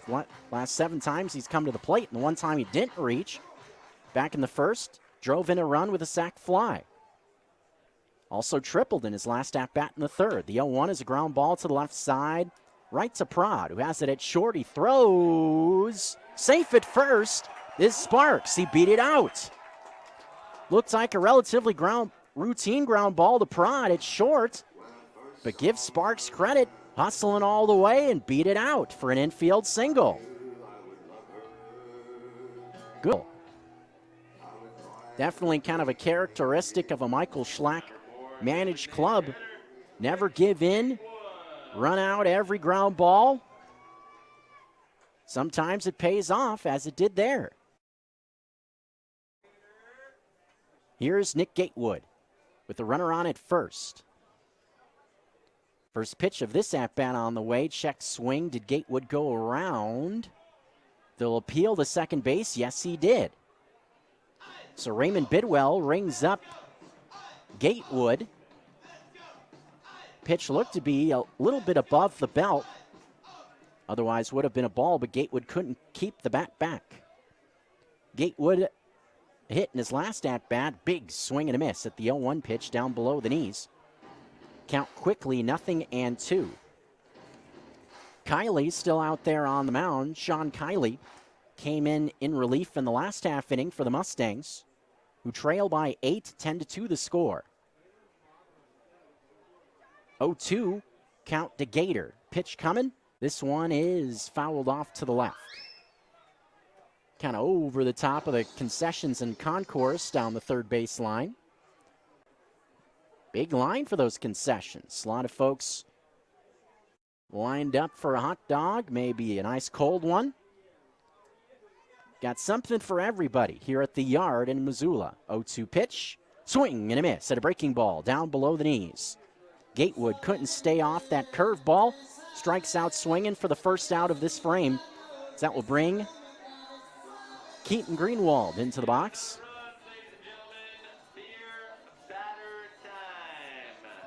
Beer batter time, as the PA announcer says. Paddleheads have done a pretty good job with the beer batter the last 2 nights. Cam Thompson was the beer batter last time. 3 hits on a Thirsty Thursday, so even cheaper beers for the home fans. And Greenwald already tripled in this game, so already once we've seen discount beer on a Friday. And come on, what better night can you get to have discounted suds? A Friday, especially on Memorial Day weekend? Come on. 0-1 with 1 out. Don't worry. I'm abstaining from the suds till after the game. The 0-1 pitch misses outside. 1 ball, 1 strike count. Sure, that probably makes Tommy Evans very happy back in studio. Don't have to worry about an FCC blow up here. Don't worry. 1 ball, 1 strike count with 1 out. Paddleheads way out in front, 10-2. 1-1 pitch is outside to Greenwald. 2 ball, 1 strike count. 3-bagger for Greenwald came back in the first, scored 2. Part of a 3-run rally in the first inning. 7 runs came in for the Paddleheads. Greenwald was one of the few batters in that inning that didn't have success. 2 balls and a strike the count with 1 out. Here it comes, the 2-1 pitch is in on the hands to Greenwald. Count now 3 balls and 1 strike. Spark does score a run from third as Piotnik comes in to score from third base, so a sac fly for Peterson. But Greenwald able to track that ball down in center field to potentially keep Missoula out of a big inning. Not out of the woods yet, as Gabe Wirtz will now step in with 2 outs and a man on at first. Another run in for Billings, now a 10-3 advantage for the Paddleheads. First pitch, Pacheco blocked it. Was low and inside, kind of had to slide to the left. And right on cue, there's everybody clap your hands. Maybe heard me talking in the booth. Slid to the left, slide to the right, crisscross. No, I will not bust a move. Don't worry. Nobody needs to see that. No. 1-0 pitch from Munch. Foul tip at the plate. 1 ball, 1 strike. Fastball in on the hands to Wirtz. Honestly surprised that bat stayed intact. Many times fastball in on the hands like that, you'll see a bat get broken. Not there. Especially with a pitcher like Munch that oftentimes has some downward movement on his fastball. 1-1 upstairs for ball 2. 2 ball, 1 strike count. Munch just one away from getting to that 5th inning threshold. The quality start to put himself in spot for a potential win. Saw Domingo Pena get a win on opening night, pitching 5 innings, allowing 3 runs. 2-1 pitch. Good one on the inside part of the plate. 2 ball, 2 strike count. We've just seen it from Munch all night, just pounding the lower part of the zone. And the Mustangs have let a lot of those pitches go by for strikes. Not even trying to offer at it. 2-2 with 2 outs. Munch throws. in tight for ball 3. 3-ball, 2-strike count. If Wirtz were to reach base, we'd see Jacob come into the box for the third time, with the Mustangs trailing by 7. Football score here in Missoula, 10-3 advantage. Payoff pitch, runner takes off. There's a ball hit straight away right field. Pretty well hit. Going back is Sparks at the wall. He reaches up and makes the catch. Up against the wall for out number 3. So a couple of nice plays made by Greenwalt and Sparks out in the outfield. Preserves the quality start potentially for Munch. And we will head to the bottom half of the 5th inning. Missoula cruising up 7, 10-3 ball game. We got more coming up after this. Take advantage of truckloads of $500 on a top-rated LG front-load laundry set at Fred's Appliance Memorial Day sale. Marked down to only $8.99 each, this LG set is in stock and loaded with features. This large capacity set is top-rated and can wash a big load in only 30 minutes. The matching dryer is also large capacity and has steam to take the wrinkles out of your laundry. See all the top brands and latest models with one stop at Fred's Appliance. Nobody matches Fred's selection. Interested in a top-loading laundry set?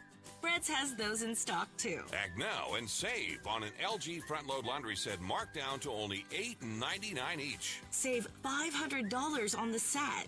Need to finance? No problem. Pay no interest when paid in full in 12 months at Fred's Appliance. Fred's Appliance, 93 South, 5 minutes south of Brooks and Reserve. Fred's Appliance. We sell appliances. Only appliances. Through your children's eyes to see the true magic of a forest. It's a storybook world for them. You look and see a tree. They see the wrinkled face of a wizard with arms outstretched to the sky. They see treasure in pebbles. They see a windy path that could lead to adventure. And they see you, their fearless guide to this fascinating world. Near you and start exploring at discovertheforest.org. Brought to you by the United States Forest Service and the Ad Council. Hey, this is manager Michael Schlack, and you're listening to Missoula PaddleHeads Baseball on ESPN Missoula 102.9.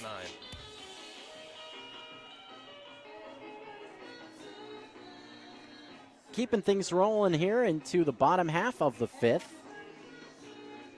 For now, the weather is holding up. Was looking a little bit interesting there for a little while. Saw a shower that looked relatively threatening kind of roll into the area from over the top of the Hellgate Canyon to our north and east. But for now, the showers have subsided, and this gotten Billings at bat in the 5th inning. So in theory, this game, if were to be called off due to the rain, wouldn't be a suspended game. It would be, at this point, with Missoula leading 10-3, it would be Missoula getting the win. Most likely. Obviously don't hope for that, but looking for some sort of positive for the Paddleheads, that would be it. It's Kevin Watley will lead things off, and he takes one up high. Ball 1 from Sean Kiley. Watley, great night swinging the bat so far. 2 legs of the cycle, 2 tough ones. He's doubled and tripled. 1-0. In tight for ball 2. Speaking of the cycle, the Paddleheads saw a couple of players hit for the cycle a season ago. Zach Allman did it, the Pioneer League MVP from a season ago in 2021. Aaron Bond also hit for the cycle in a game. 2-0 is low and inside to make the count 3 balls and no strikes. That's how you know you're having a good season offensively, when you got to think of how makers in one season hit for the cycle. Guess when you finish with a 65-31 record, the best winning percentage of any franchise in professional baseball, that's what you get. 3-0 to Kevin Watley. Fastball finds the zone for strike 1. Touched on the championship rings, how cool they are. Seen pictures on social media floating around. Inscription on the inside of the ring, thought it was really cool. It says the best record in all of baseball for that season last year in 2021. 3-1 pitch, swing and a miss. Watley took a big rip at that 3-1 pitch, and why not? You got count leverage. You already got 2 legs of the cycle. Why not get a little greedy? Now full count, though. Have to ring things in. The payoff. Right back up the middle. Sliding stop made by Prod behind second. Throws on to first in time to get the out.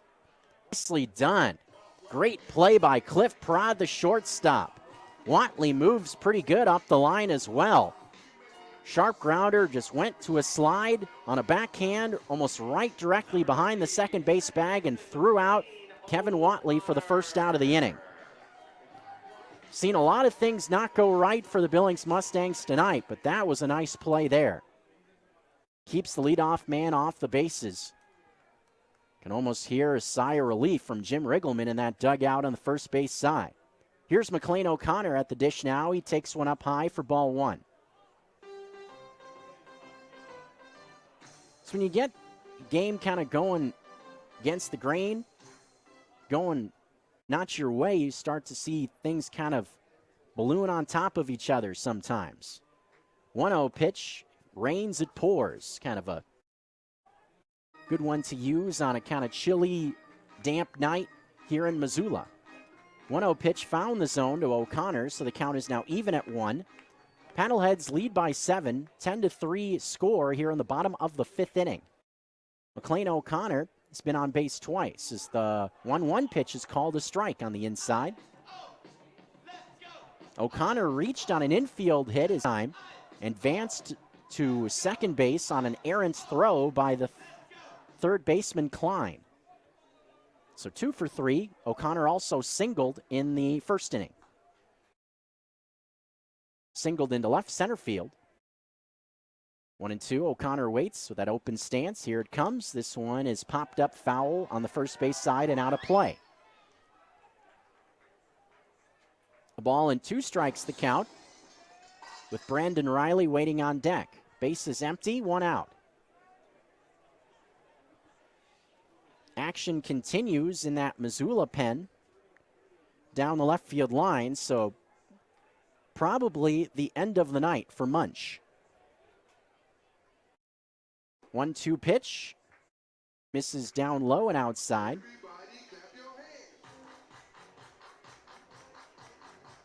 Count now even at 2 to McLean O'Connor.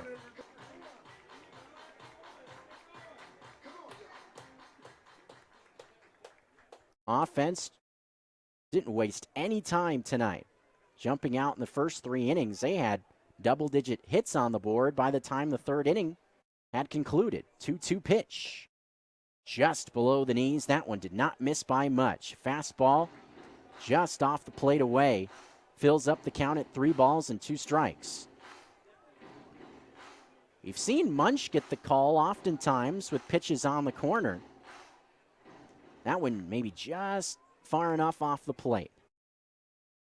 Full count now to O'Connor. Target again outside. Here it comes. Breaking ball. Good pitch. Strike 3 called on the outside corner. One of those, you've got to tip your cap. That's a hang with them right there. Just a great pitch from Kiley to get a hot hitter in McLean O'Connor. Brandon Riley will now step into the box with the bases empty and 2 down.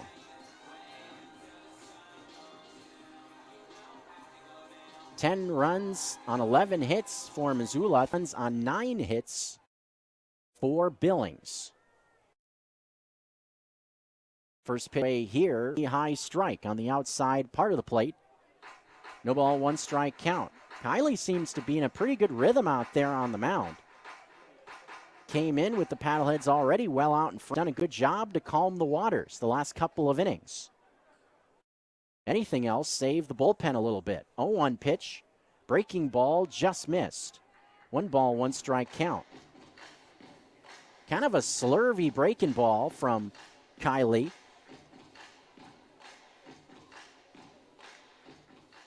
Somewhat similar to the slurve that Matt Mokey owned. Now a Mariners product had last season for the Paddleheads. The 1-1 pitch missed low and inside. 2 ball, 1 strike count.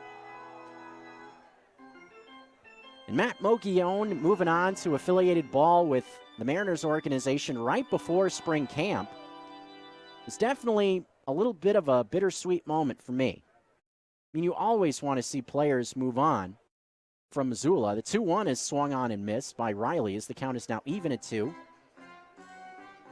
Mogione, one of the nicest, easygoing guys you'll meet. Just a great person, and you could tell that he loved playing in this city. You can look up his kind of so long video from a few weeks ago on social media talking about Missoula and how he connected with the city and just made it his home. The 2-2 pitch is a foul tip. Riley got crossed up, kind of checked his swing, just fouled it off. Breaking ball in on the hands. 2 outs, 2-2 count, 10-3 lead for the Paddleheads here in the bottom of the 5th. But Matt Mogione spent the entire offseason here in Missoula training. He was thinking would be back in the Garden City for another go at it as the 2-2 comes way inside to Riley. May have glanced off his bat. Thought I heard some type of a noise from down there. They've put 3 balls and 2 strikes up on the board. The pitch was way up and in to Riley. Thought I heard some type of a noise come from around home plate. Thought maybe it glanced off the bat of Riley inadvertently. But evidently not the case. 3-2 with 2 outs. Here comes the payoff. Slider misses outside for ball 4. Close pitch on the corner, didn't get the call. That will extend it for Cam Thompson. Kind of a typical Brandon Riley at bat right there. Just never giving in. Fighting off tough pitches, just staying in it.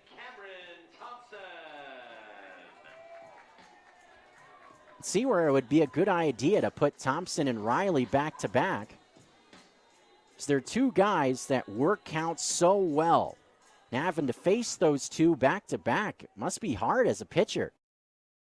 So they're both guys that'll make you work. They're not going to chase pitches out of the zone. The first pitch on the way to Thompson is skied foul down the left field line, 0-1. But back to Mogione, Matt Mogione. He was training here in the offseason. Paddleheads have a partnership with Fuel Fitness in town. So because of the partnership and my involvement, that's where you can find me a lot of times. But I would see Matt Mogione all the time through the offseason, staying in shape, getting ready for 2022. For what he thought would be with the Paddleheads. The 0-1 is hit high in the air, down the right field line. If it's fair, it's gone. But this one drifts foul.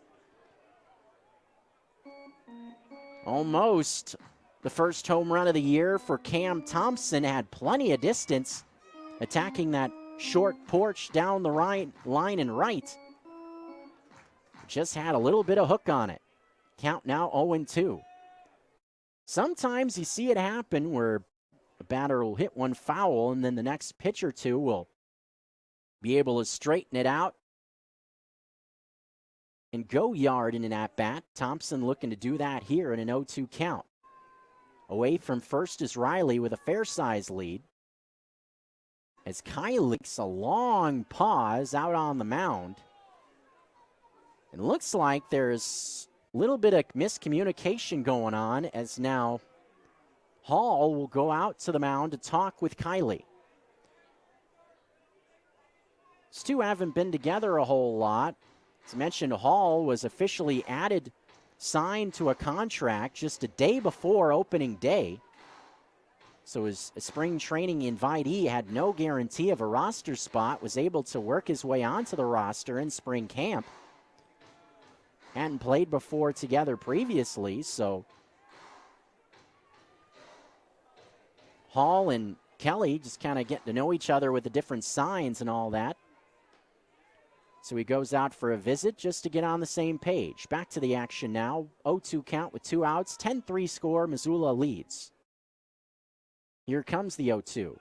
This one is down low. Makes the count a ball and 2 strikes. Munch in line for the win, his 5 innings of work, 3 runs on 9 hits. All 3 of those runs in my book earned. Also finished with 5 strikeouts. All in all, a good way to start his Paddlehead tenure. The 1-2 swung on and grounded towards second. Shortstop has it. He'll take it to the second base bag the easy way.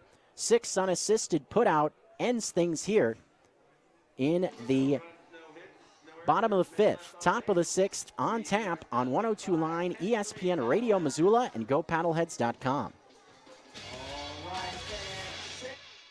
A family restaurant that has both breakfast and 2 happy hours? It must be Paradise. No matter what you are in the mood for, Paradise Falls has what you want. Open from 7 a.m. until midnight. Paradise Falls offers breakfast, lunch, and dinner while also serving half-price appetizers during their late half, 9 until 11 Sunday through Thursday. The casino's open, the machines are hot, and Paradise Falls still has a standard happy hour from 3 to 6 Monday through Friday. Check it out at 3621 Brook Street in Missoula. Paradise Falls, Missoula's coolest hotspot. Rocky Mountain Truck and Trailer Equipment is a local, family-owned business and proud sponsor of Missoula PaddleHeads baseball. Rocky Mountain Truck and Trailer carries a wide variety of truck and trailer accessories, gooseneck and dump equipment. Anytime you want to maximize your flatbed, have hauling needs, require specialized fabrication, or need trailer repair, get the job done right. For professional advice, go to the experts at Rocky Mountain Truck and Trailer Equipment, 5680 Expressway in Missoula, or check out their inventory at www.rmtte.com. Soccer, the beautiful game, the most popular sport in the world. Whatever you call it, we're talking about it on Soccer and Snow and Smoke, the new podcast from ESPN Missoula. Join me, Andrew Houghton, as I examine football at all levels, from the burgeoning club and high school scene in Missoula to the defending Big Sky Conference champion Montana Grizzlies to the great leagues of Europe. Find Soccer and Snow and Smoke wherever you get your podcasts, and listen to the Footy 15 segment twice a month on Nuanez Now. Away from your radio? Stream Paddlehead Baseball live on 1029ESPN.com. Now back to the ballpark. Back to the action here in the 5th inning, 6th inning rather. Missoula with a 7-run advantage, while the Mustangs get ready to take them out or get their swings. This half inning, let's go ahead and take a look at the out-of-town scoreboard. See what's going on around the Pioneer League on a Friday night. Over in Great Falls, Northern Colorado Owls taking on the Voyagers. Owls, after losing in the first 2 games of the series, actually have the lead tonight, 9-6 advantage over at Centene Stadium. Meanwhile, at Lindquist Field in Ogden, the Raptors hold a 7-6 advantage in the bottom of the 5th over the Grand Junction Rockies. Over at Melaleuca Fields in Idaho Falls, Battle of Idaho, Boise Hawks facing off with the Idaho Falls Chuckers in the rubber match of that 3-game series. And the Chuckers have a 7-run advantage, 10-3 score. And those are all the games in action right now in the Pioneer League, as Jalen Garcia will step into the box to lead off this half inning. Count 1-0 is the 2-0.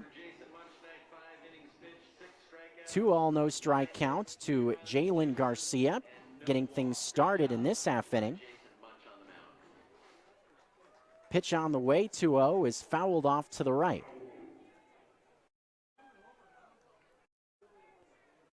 Count is 2 balls and 1 strike to Jalen Garcia. Pretty good night swinging the bat for Garcia. 2 hits, 2 for 3, as the 2-1 finds the zone on the inside part of the plate. Count now 2 balls and 2 strikes.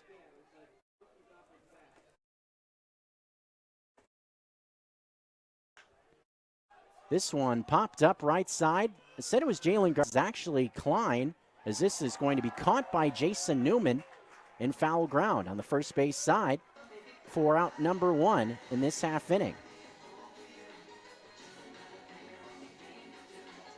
So 1 out on that pop-up into foul territory on the first base side. as that will bring Nick Olch into the box. So Klein, who was 2 for 2 going into that at-bat, is now 2 for 3.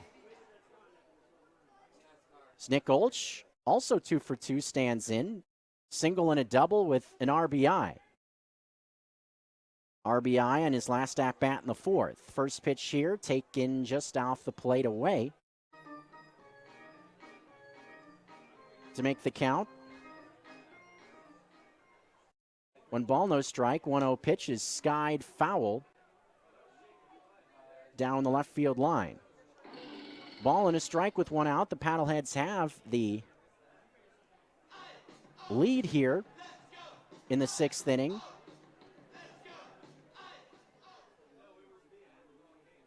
Score is 10-7.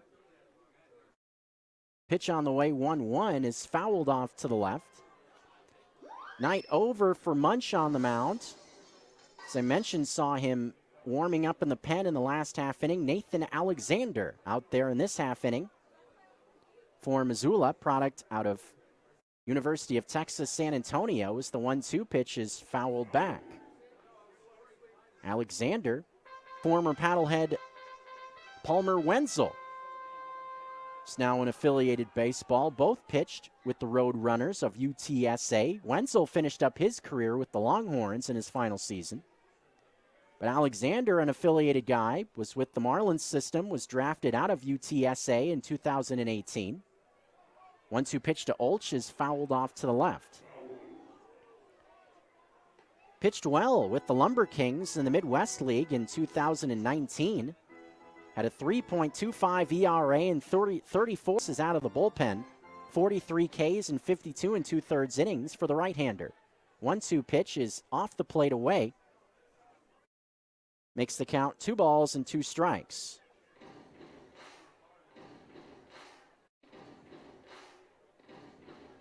Was out of baseball in 2020 was Alexander, like most players around professional baseball in that COVID year. But reappeared in pro ball in 2021 in the Frontier League with the New York Boulders a season ago. 2-2 on the way. Swing and a miss. Good pitch with some sink on it on the inside part of the plate.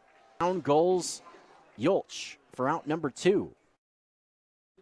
So a good start in this inning for Alexander, as the batter will now be Christian Pena. So for Munch, 5 innings, 3 runs, 9 hits, 5 strikeouts, in line for the win, with the Paddleheads leading by 7, 10-3 the score here in the top of the 6th inning. Christian Pena 0 for 2. He takes one low and outside on the first pitch, makes the count 1-0. Pena does have an RBI in the game. RBI ground out in the 2nd inning. Billings, 1 of 3 runs scored tonight. The 1-0 finds the zone as the count is even at 1. Alexander working with a very brisk pace out on the mound. Not waiting around at all already in his motion. The 1-1 pitch, 2-1 the count. Billings 1 run in the 2nd and runs in both the 4th and 5th. But just 1 run in each of those frames. That was one thing I mentioned Munch did well, limiting damage. 2-1. High makes it 3-1.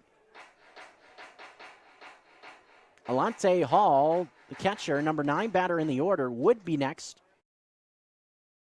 3-1 delivery is inside for ball 4. So Alexander loses Pena with 2 outs. And that's been the thing with the Mustangs tonight as well, offensively. They just refuse to go down quietly in an inning. They've had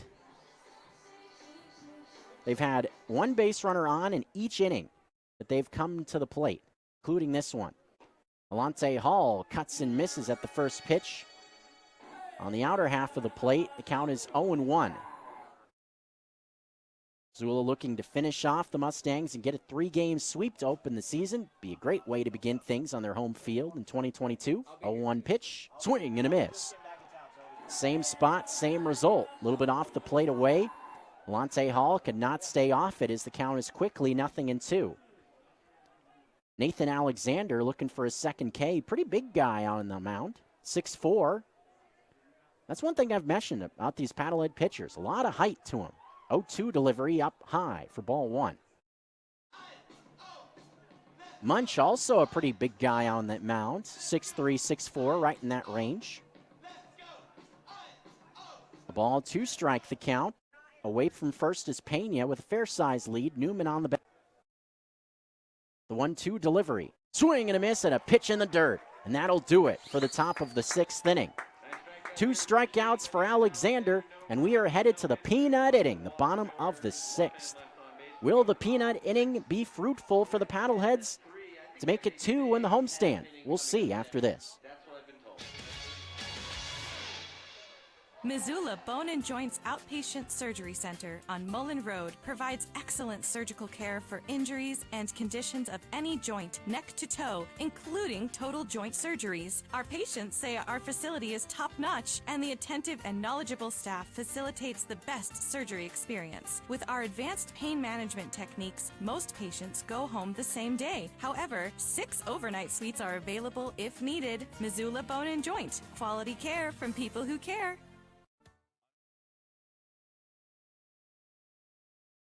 Hi, I'm Dave Lapham. I was motivated to have surgery because I can no longer do the things I love doing without the pain. I had a total knee joint replacement surgery, and I'm so happy with the care that I received. The surgery went so well, I was up and walking within a few hours and went home the next morning. I would recommend Missoula Bone and Joint to anybody who wants to keep being active without the constant pain. I loved having surgery at an outpatient setting so I could recover at home, and I can't wait to get back to my outdoor activities.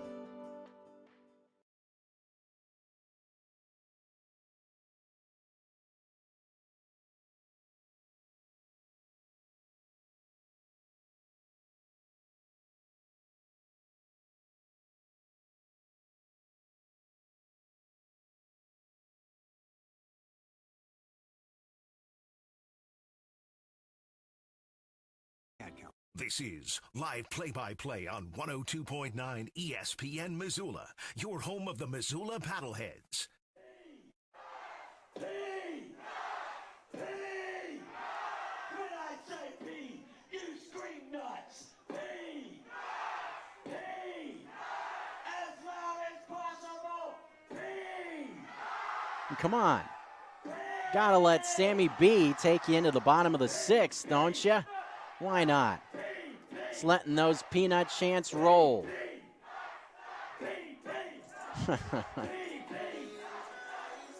Paddleheads offense has been rolling along. Might as well give the fans what they want one more time here in the 6th inning, right? 10 runs already on the board for the Paddleheads, who lead by 7, 10-3. Brandon Mason has taken the mound to pitch here in the bottom of the 6th, making his 2nd appearance of this series, a right-hander. First pitch from Mason is past the catcher Hall, skipping towards the Billings dugout. Nobody on base, obviously, with this the first batter of the inning, but still a ball, 1-0, with Lamar Sparks in the batter's box. Sparks, Gatewood, and then Greenwald. 4-5-6 comes half inning. Lamar Sparks, another good night swing in the bat. Sharp ground ball, diving stop by Prod at short, throws to first, not in time as the ball also gets by Peterson. Sparks able to beat it out. That's his 2nd infield hit of the night. He had a slow roller to short his last time he beat out. That time, a diving stop made by Prod at short. Just too many wheels. Was able to beat it out. Mentioned the throw got away from Peterson as well. The ball evidently went out of play because Sparks has just been awarded 2nd base as well. So that will be an infield single and an error by Prod at short on the throw. So that allowed the runner Sparks to advance base. So the 2nd time we've seen an infield hit and an error tonight charged on the Mustangs. Here's Nick Gatewood. He takes one low for ball 1. When I say P, you say nuts! P! Nick Gatewood, a walk and an RBI single. He's 1 for 2. I don't think I've heard that peanut chant from Sammy B. 1-0 is past the catcher, bouncing to the right. That one was in front of home plate. That allows Sparks to move up to third. May not take long for the Paddleheads to get that run they're looking for. They already have a runner on at third and less than 2 outs, nobody out in this half inning, with Gatewood in the driver's seat ahead 2-0. And Sammy B is letting them have it with the peanut chance. 2-0 pitch. Check swing by Gatewood. Did he go around? Yes, he did. As indicated by the home plate umpire, Caleb Cador. So 2-ball, 1 strike count now to Gatewood with Sparks on at third base. 2-1, swing and a miss. Gatewood goes after an off-speed pitch off the plate away in a similar spot where we saw Gatewood was unable to stay off of it the last time too. 2-2, pitch coming. This one down low to Gatewood. 3-2 the count. Greenwald to follow with Missoula leading by 7. The offense came in a flurry in the first 3 innings. 7-run third inning, the highlight in those early frames. Paddleheads built a large lead. 3-2 and off the plate. Gatewood will stride to first base with a free pass. Now runners on at the corners with nobody out. Second walk of the night for Gatewood. Keaton Greenwald will now step into the box. With Greenwald batting here in the bottom of the 6th, getting close to that last call in the 7th. This could be the last chance he'll get to make the crowd happy as the beer batter.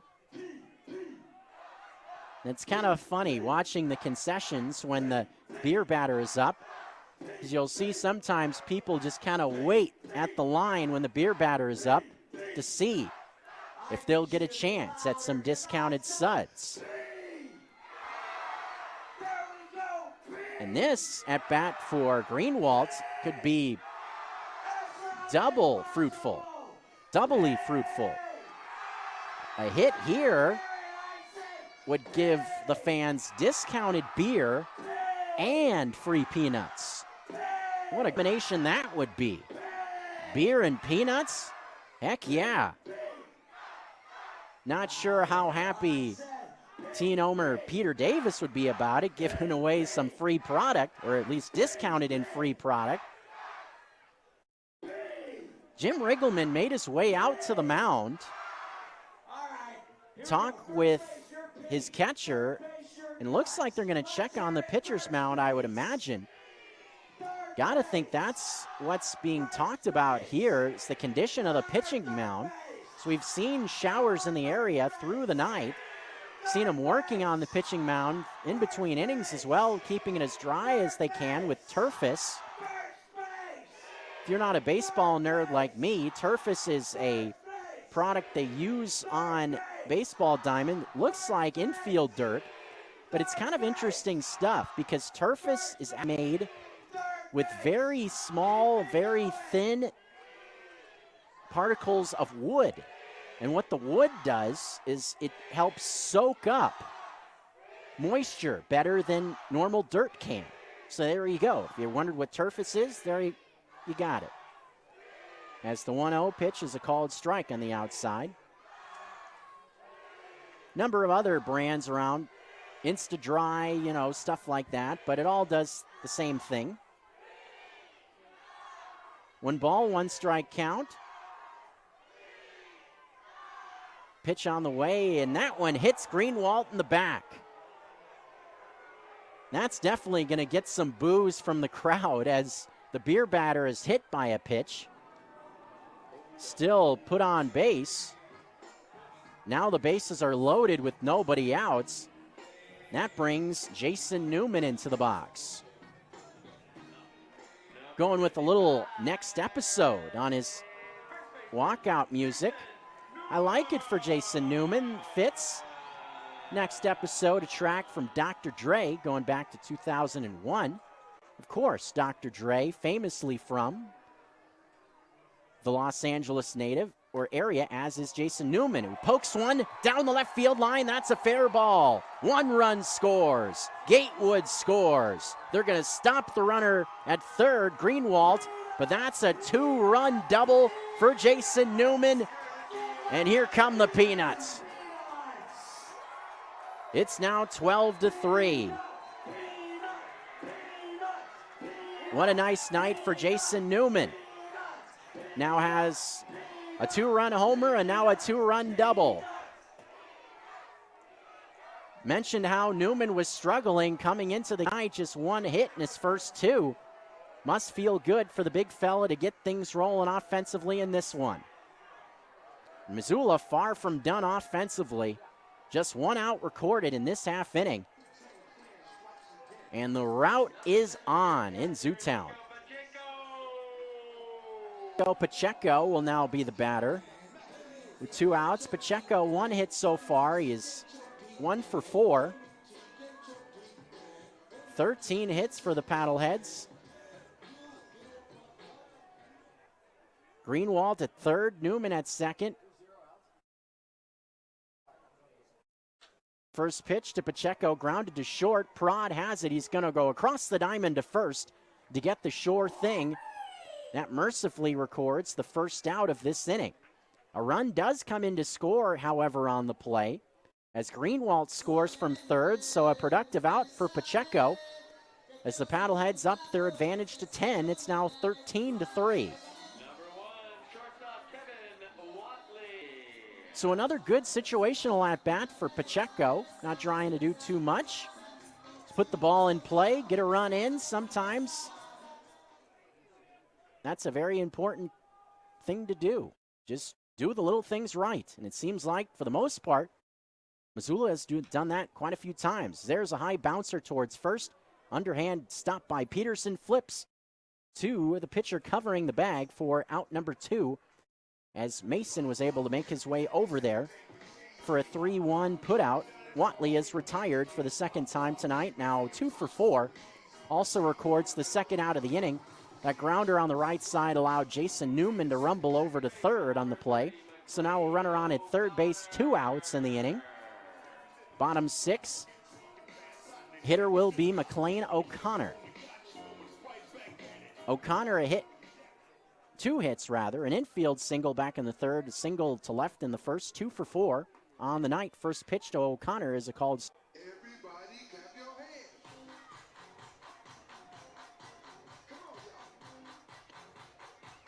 For large portions of the first 2 games of the series, stayed pretty tight, but not the case tonight. All Paddleheads from the very start of this one.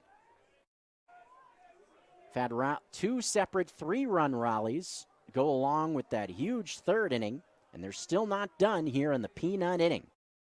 Isn't it fitting? One of their better rallies comes in the 6th. The 0-1 is a called strike on the outside. I don't think O'Connor liked that call too much. Probably saw that off the plate a bit. Paddleheads rocking the Zootown uniforms for the first time, as I mentioned in the beginning of the broadcast. The 0-2 pitch is grounded. Fair ball on the left side. Long throw across the diamond from third, and they got O'Connor. What a nice throw from Klein at third base. Very deep third, behind the third base bag, and threw across to get a speedy runner in O'Connor. That ends the 6th inning, but not before Missoula scores twice. And they hold a 13-3 advantage. Cruising along on a Friday night, getting your Memorial Day weekend started off the right way. Back with more after this. At Western Cider, it's all about great cider, good times, and community. As the official cider of the Paddleheads, Western Cider wants to get you to the game. Stop by Western Cider on a home game day, and you could win a free pair of tickets. Bring your Paddleheads enthusiasm to Western Cider on game day. Order a cider and be the first one to tell the bartender, "Go Paddleheads!" And a pair of tickets to that day's game are all yours. Western Cider, 501 North California Street. Open 4 to 8 Monday through Thursday and noon to 8 Friday through Saturday.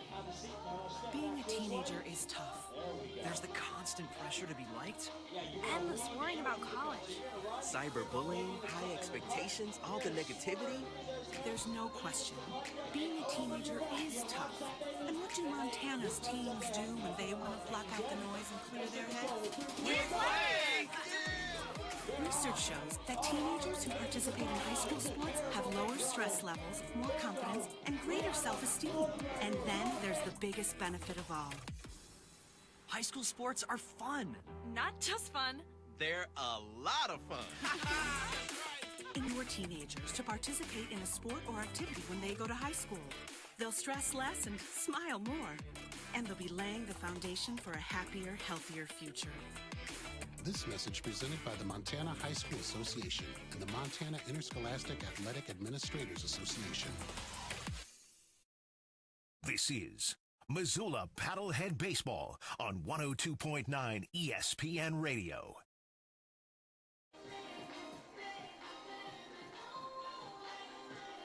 Coming back into the ballpark, Allegiance Field, Ogren Park. Alexander will go out for another half inning for the Missoula Paddleheads, who are cruising on the west side, leading 13-3 over the Billings Mustangs. Look to be well on their way towards breaking out the brooms. What is the thing? Forget about this track. They're playing Baby from Justin Bieber in between innings. And then the Ludacris verse comes on. It's like, I always forget Ludacris was on that track. As Cliff Prod takes up high, top of the order coming up for Billings. Of course, I've heard that song a bunch. 1-0 pitch on the way, and you think about Ludacris, man. Did he pick a few of the right songs to get featured on? He's also on Usher's Yeah from the 2000s. That's has to be, from my generation, one of the most recognizable songs. 2-0 pitch. Called strike at the knees on the inside to make it 2-1 to Prod. Cliff Prod 0 for 3, couple of strikeouts. All three of those at-bats against Munch as the 2-1 is skied into right field. Sparks in front of the wall on the warning track, makes the catch on the move, going towards the foul line. That short porch and right is so tough to judge because in just about every other ballpark in the Pioneer, it's a pretty routine fly ball into right field. Wouldn't imagine it would be even on the warning track in most other yards, but that short porch in right at 287, Sparks made that one look a bit interesting, but was able to track it down. Here's Mitch Piotnik with one down. First pitch is skied into straightaway left field. This one much more routine as Brandon Riley is camped underneath it and makes the catch. So 2 quick outs for Alexander here in the top of the 7th inning. With Missoula leading by 10, 13-3 is the score. Man, we've been messing around a lot with the football scores tonight. We had 10-3 earlier, and now 13-3. A touchdown and a field goal for the Paddleheads, just a field goal for Billings. First pitch to Jalen Garcia is a little flip job in a shallow right, and making a dive and not coming up with it is O'Connor. What a great effort by McLean O'Connor. Going well out into right field, made a diving attempt to try to come up, but just couldn't get it.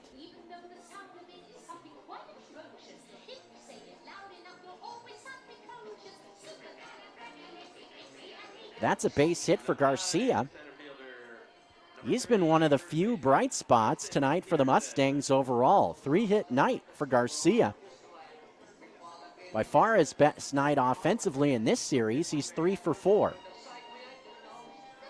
Allows Tristan Peterson to get an at-bat in this inning. Peterson a sac fly back in the 5th. He's 0 for 2. First pitch, check swing. They'll appeal to first, no swing. Says William Minter, first base umpire. 1 ball, no strike count. 3 runs on 10 hits for the Mustangs. 13 runs on 13 hits for the Paddleheads. 1-0 pitch, skied into right field, straightaway right, in the park. Sparks underneath it. He's got it in right center field, and that will do it for this half inning. 3 outs on 3 fly balls for Alexander and 2 scoreless frames for the right-hander. Time to stretch here at Allegiance Field, Ogren Park. Bottom of the 7th inning coming up here in the Garden City, Missoula, Montana. You are listening and watching Paddleheads Baseball on the radio side on 102.9 ESPN Radio Missoula and streaming live on GoPaddleheads.com. This Memorial Day weekend, check out the Big Fork Whitewater Festival in beautiful Big Fork. This historic event is entering its 47th year with categories like kayaking, whitewater rafting, and stand-up paddleboarding with competitors from all over the world. Visit BigForkWhitewaterFestival.com for more info on these events and things to do in Big Fork. A special thanks to our title sponsor, Clark Hyundai in Kalispell, Montana. Big Fork Whitewater Festival in beautiful Big Fork, Montana, Memorial Day weekend. We hope to see you there. Rocky Mountain Truck and Trailer Equipment is a local, family-owned business and proud sponsor of Missoula PaddleHeads Baseball. Rocky Mountain Truck and Trailer carries a wide variety of truck and trailer accessories, gooseneck, and dump equipment. Anytime you want to maximize your flatbed, have hauling needs, require specialized fabrication, or need trailer repair, get the job done right. For professional advice, go to the experts at Rocky Mountain Truck and Trailer Equipment, 5680 Expressway in Missoula, or check out their inventory at www.rmtte.com. Most of my family, they never graduated high school, so I'm trying to break that barrier. My daughter Brooklyn was also a motivation for me to go back to school. Every day after work, went straight to school, and it paid off. At age 26, Kareem finished his high school diploma. I could not have done it alone. I see the future is really bright for me. No one gets a diploma alone. If you're thinking of finishing your high school diploma, help. Find free adult education classes near you at finishyourdiploma.org. Brought to you by the Dollar General Literacy Foundation and the Ad Council. Back to live local play-by-play on 102.9 ESPN Missoula.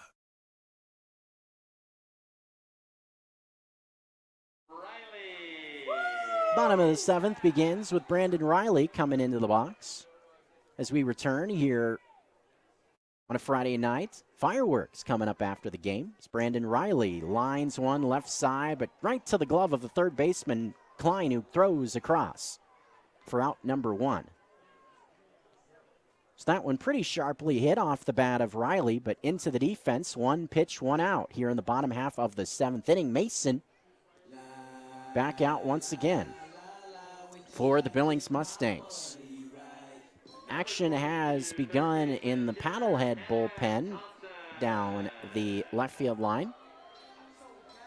Saw him last night. I believe that's LaRosa once again. Yes, it is. John LaRosa pitched 2/3 of an inning of relief last night for Missoula. May get another opportunity in the next half inning. Cam Thompson in the box with nobody on base, 1 out. First pitch from Mason is outside. Everybody clap your hands. Come on, y'all. Cam Thompson tonight has walked and doubled. He is 1 for 2. Hit into a fielder's choice his last time in the box. The 1-0 pitch is down below the knees for ball 2 to Cam Thompson.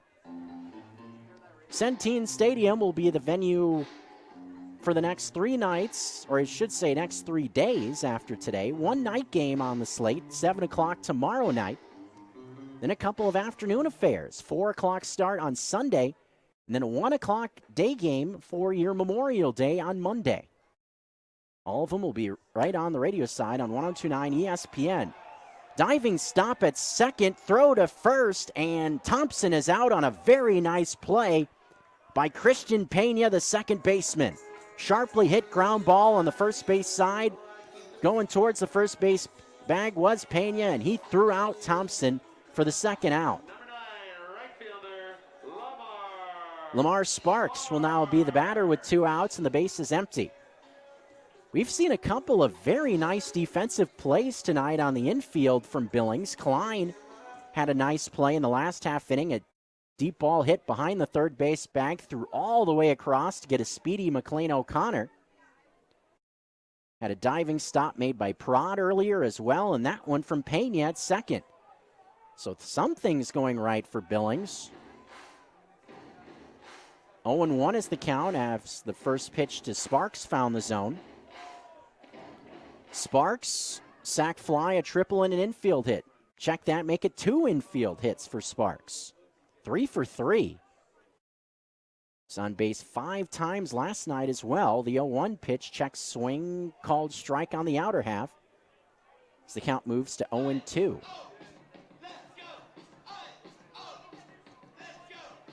What a run it's been for Sparks in the last 2 games. Last 2 games combined, he's 4 for 5, and he's been on base 8 times. 0-2 pitch, swing and a miss. At a ball down below the knees, Sparks goes down on strikes. That's a quiet inning for Mason and the Billings Mustangs.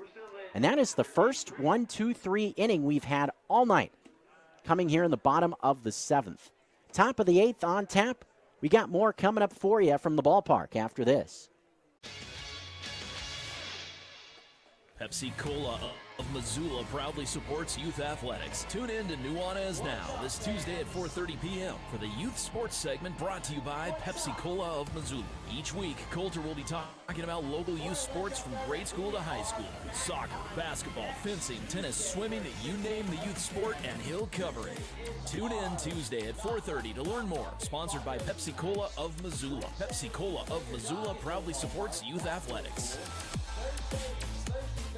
At Western Cider, it's all about great cider, good times, and community. As the official cider of the Paddleheads, Western Cider has a game day deal that can't be beat. Stop by the tasting room on any home game day. Show your game ticket, buy 1 cider and get 1 free. Kick back and enjoy a cheese or charcuterie plate with your cider. Then take a quick walk over the California Street Bridge to cheer on the Paddleheads. Western Cider, 501 North California Street, open 4 to 8 Monday through Thursday, and noon to 8 Friday through Sunday.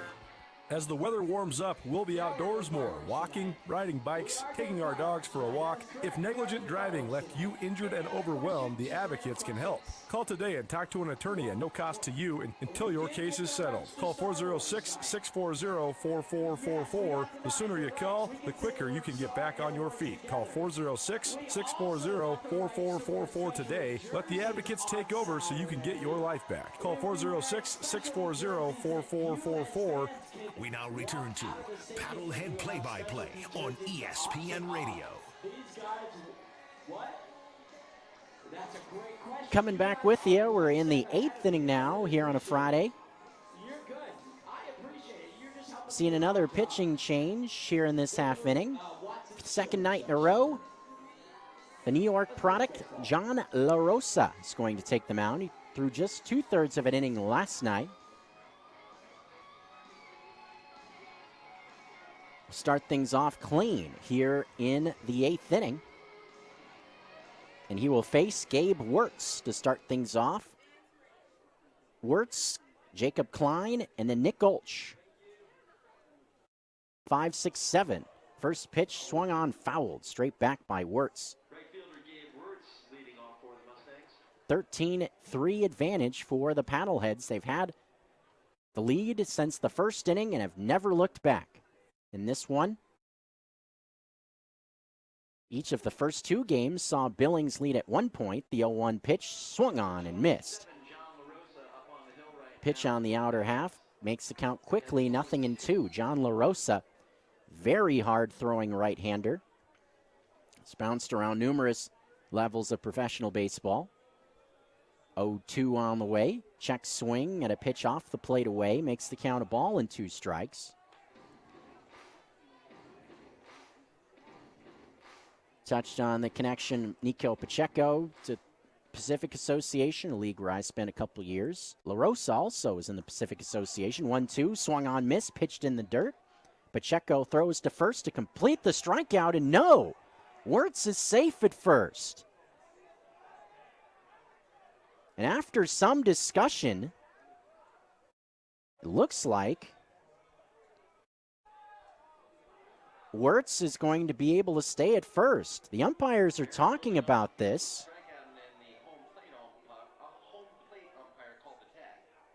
They're saying now that Pacheco actually got a tag down on the way by with Gabe Wirtz in the box.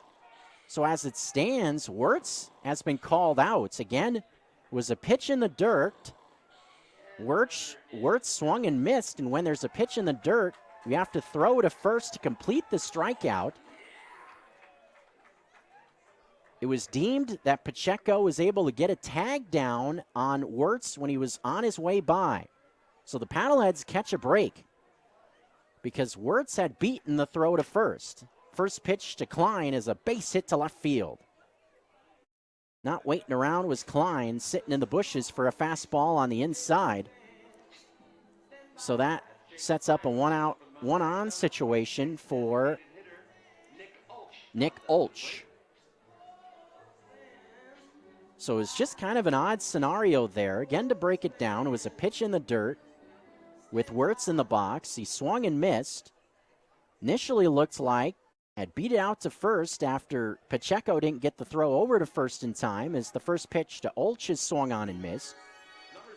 But Pacheco apparently was able to reach out with Wirtz running by him and was able to lay a tag down.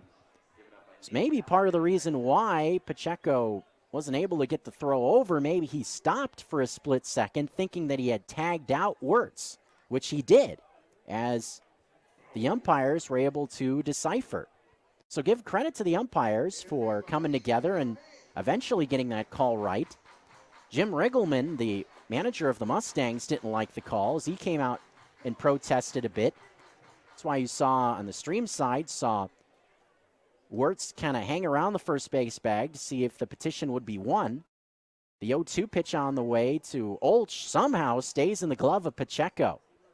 Pitch way up high and outside.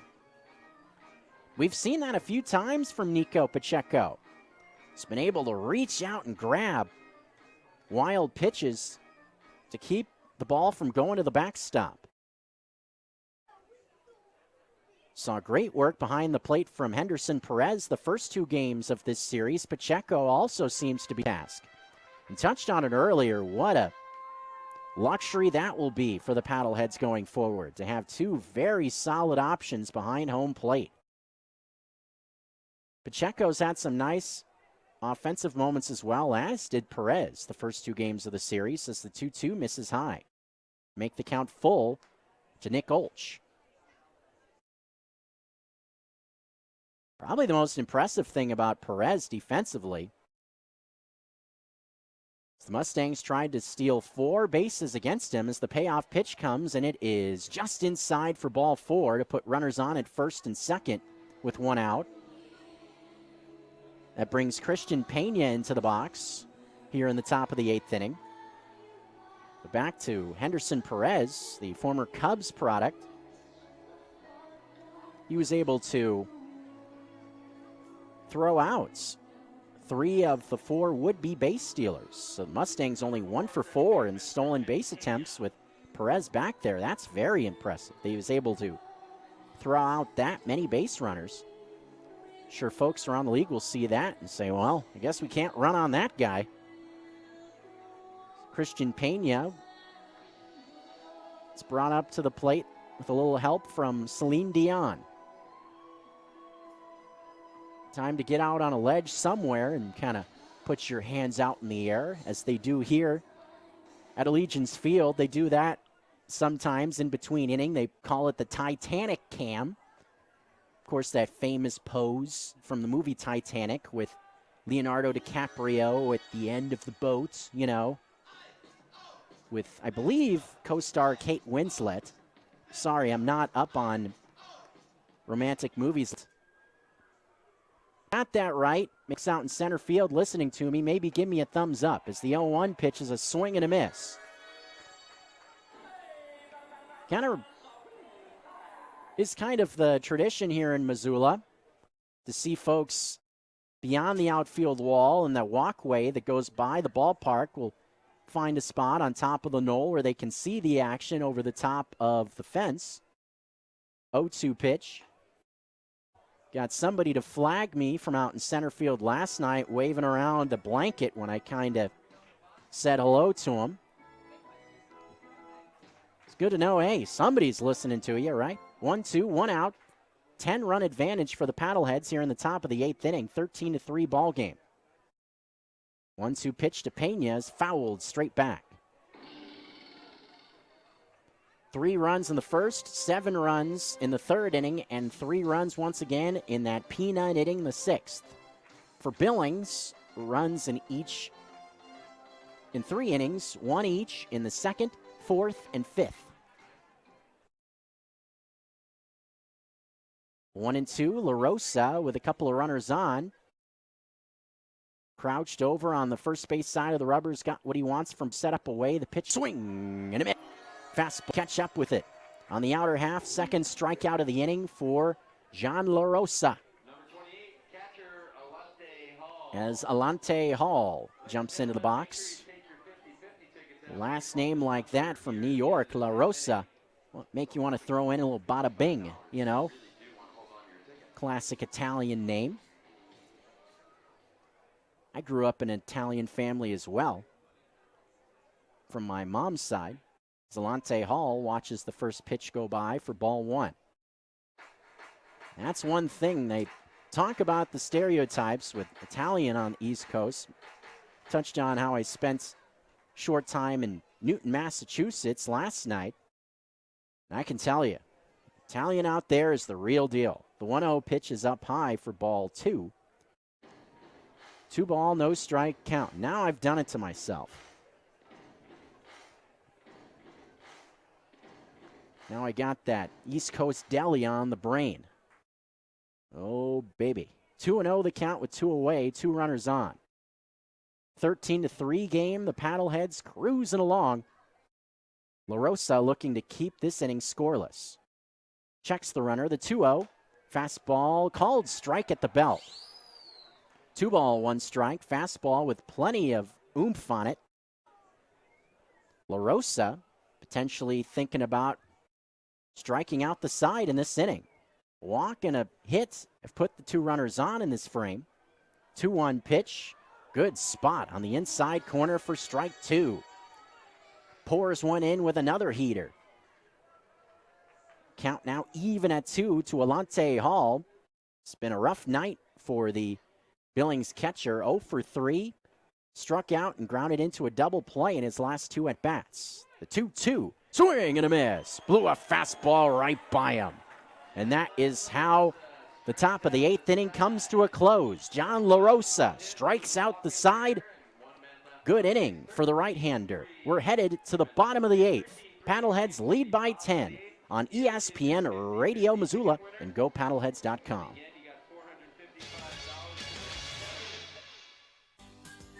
Fred's Appliance Memorial Day sale is on now. Save on refrigerators, laundry sets, dishwashers, ranges, and more at this sale. LG refrigerators have the largest capacity on the market. Store more groceries with a French door, bottom mount, or top mount fridge. LED lighting makes finding your groceries easier. Many models have ice and water in the door and come in a variety of colors. Fred's has LG refrigerators in stock and on sale. Save up to $400 on select LG refrigerators. You don't have to search the garden department looking for a salesperson. Talk to one of Fred's Appliance factory-trained experts and get your questions answered. If you refrigerate tons of groceries, an LG fridge is the right one for you. LG sets the standard for refrigerator storage. Fred's Appliance, 93 South, 5 minutes south of Brooks and Reserve. Take advantage of huge savings at Fred's Appliance Memorial Day Sale. Hi, it's Coral from the Stone, inviting you to try your luck on the new Sports Bet Montana machine in the Emerald Casino. Come in and bet on anything from baseball to tennis. It's easy and fun. While you're there, sign up for our rewarding Players Club. We have exciting events happening every day for our valued players, and our refreshingly cold complimentary beverages are always served with a smile. Only at the Emerald Casino, next door to the Stone, just a stone's throw away on North Reserve. Now back to Paddlehead Baseball on 102.9 ESPN Radio Missoula.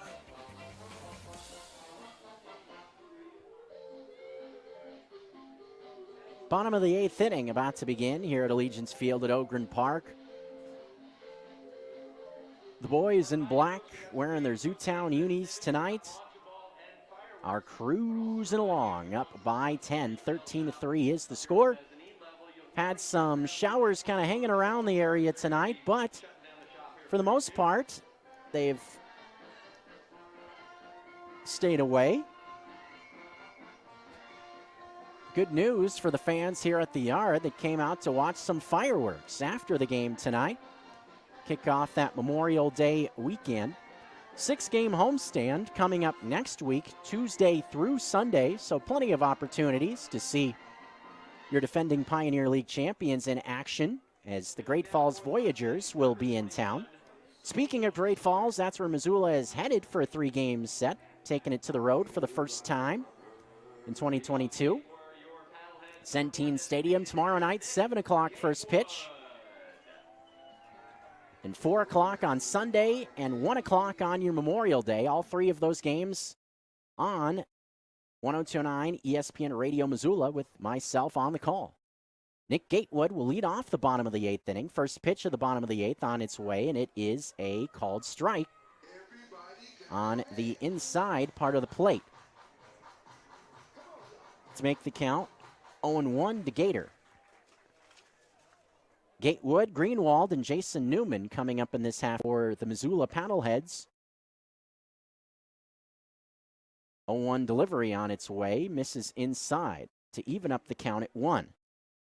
Gatewood walked in his last at-bat. 2 walks on the night, he's 1 for 2. Also has an RBI single. Picked up that in the 3rd inning. More action rolling in the Paddlehead pen down the left field line. I believe Quentin Longry is now up as there's a sharp ground ball hit right to the shortstop prod. To the left of the bag, throws over the top of Peterson's head. It's just been one of those nights for the Billings Mustangs as Nick Gatewood will reach on the throwing error. That will bring Keaton Greenwald into the box with the bases empty.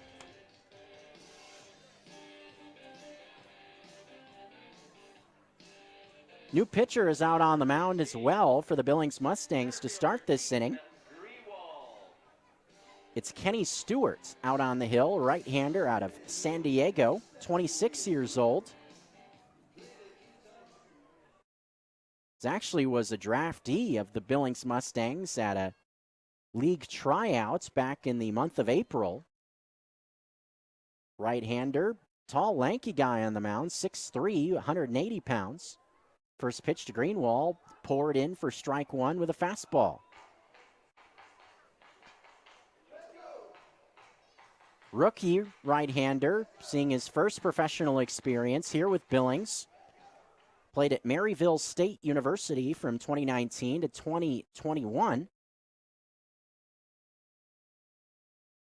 Got to be a lot going through that mind of the right-hander on the hill. The 0-1 on its way. Greenwald is pushed off the plate on a pitch up and in. Pinch hitter has come out on deck for the Paddleheads. Anders Green, switch hitter. Looks like we'll get an at-bat here in the bottom half of the 8th inning. Had a pinch hit in that 4-run rally in the 8th inning last night where the Paddleheads took the lead. Greenwald waits on Stewart, comes home, swing and a miss at a pitch off the plate away. 13 runs on 13 hits for Missoula. 3 runs on 11 hits for the Mustangs to go along with 4 errors as well. Just has been a long night at the Yard for these Mustangs. 1-2. Pitch to Kelly, or from Kelly, is down low, or Stewart rather.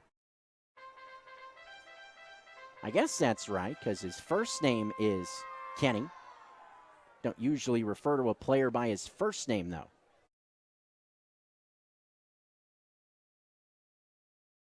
Count even to Greenwald. Was tripled homer run in the game, has also been on base 3 times, was hit by a pitch his last time, also walked. 2-2, bounced third base side, just foul. Was past Klein at third, but it was just in foul ground.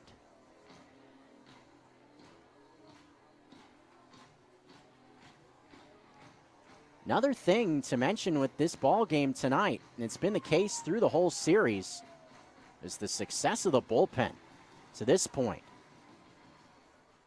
They came in relief of Munch, who pitched 5 innings, is in line for the win. 5 innings, 3 runs, 5 strikeouts for the left-hander. Since then, it's been all quiet on the Western Front. 3 innings in a row shut out. As there's a swing and a fly ball, center field. Garcia moving over to the left, makes the play in medium depth left center field to record the first out of the inning, as Greenwald has been retired.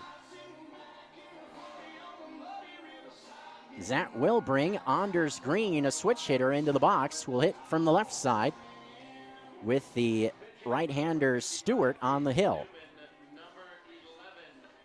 So Anders Green hitting in place of Jason Newman here in this half inning.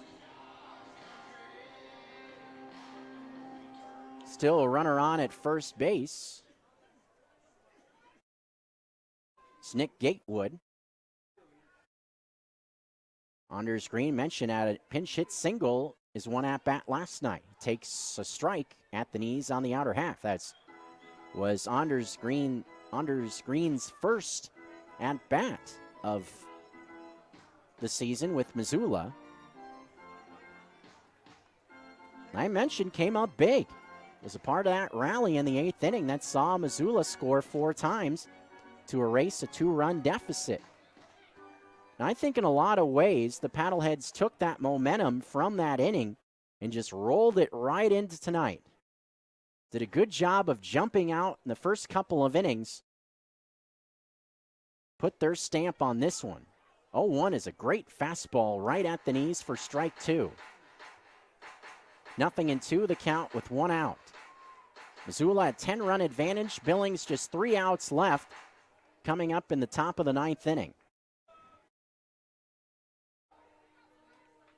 First baseman Peterson playing behind the runner at first, Gatewood. 0-2, pitch on its way.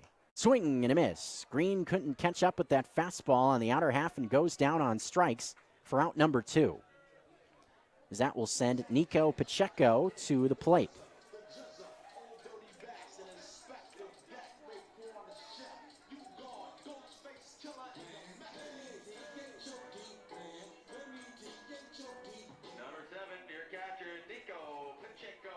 Pacheco. It's like in the old school hip hop for his walkout. I think I heard some Biggie Smalls earlier. It's been all kind of 90s hip hop for the Fresno native. First pitch to Pacheco. Good pitch on the outer half with some sink on it for strike 1.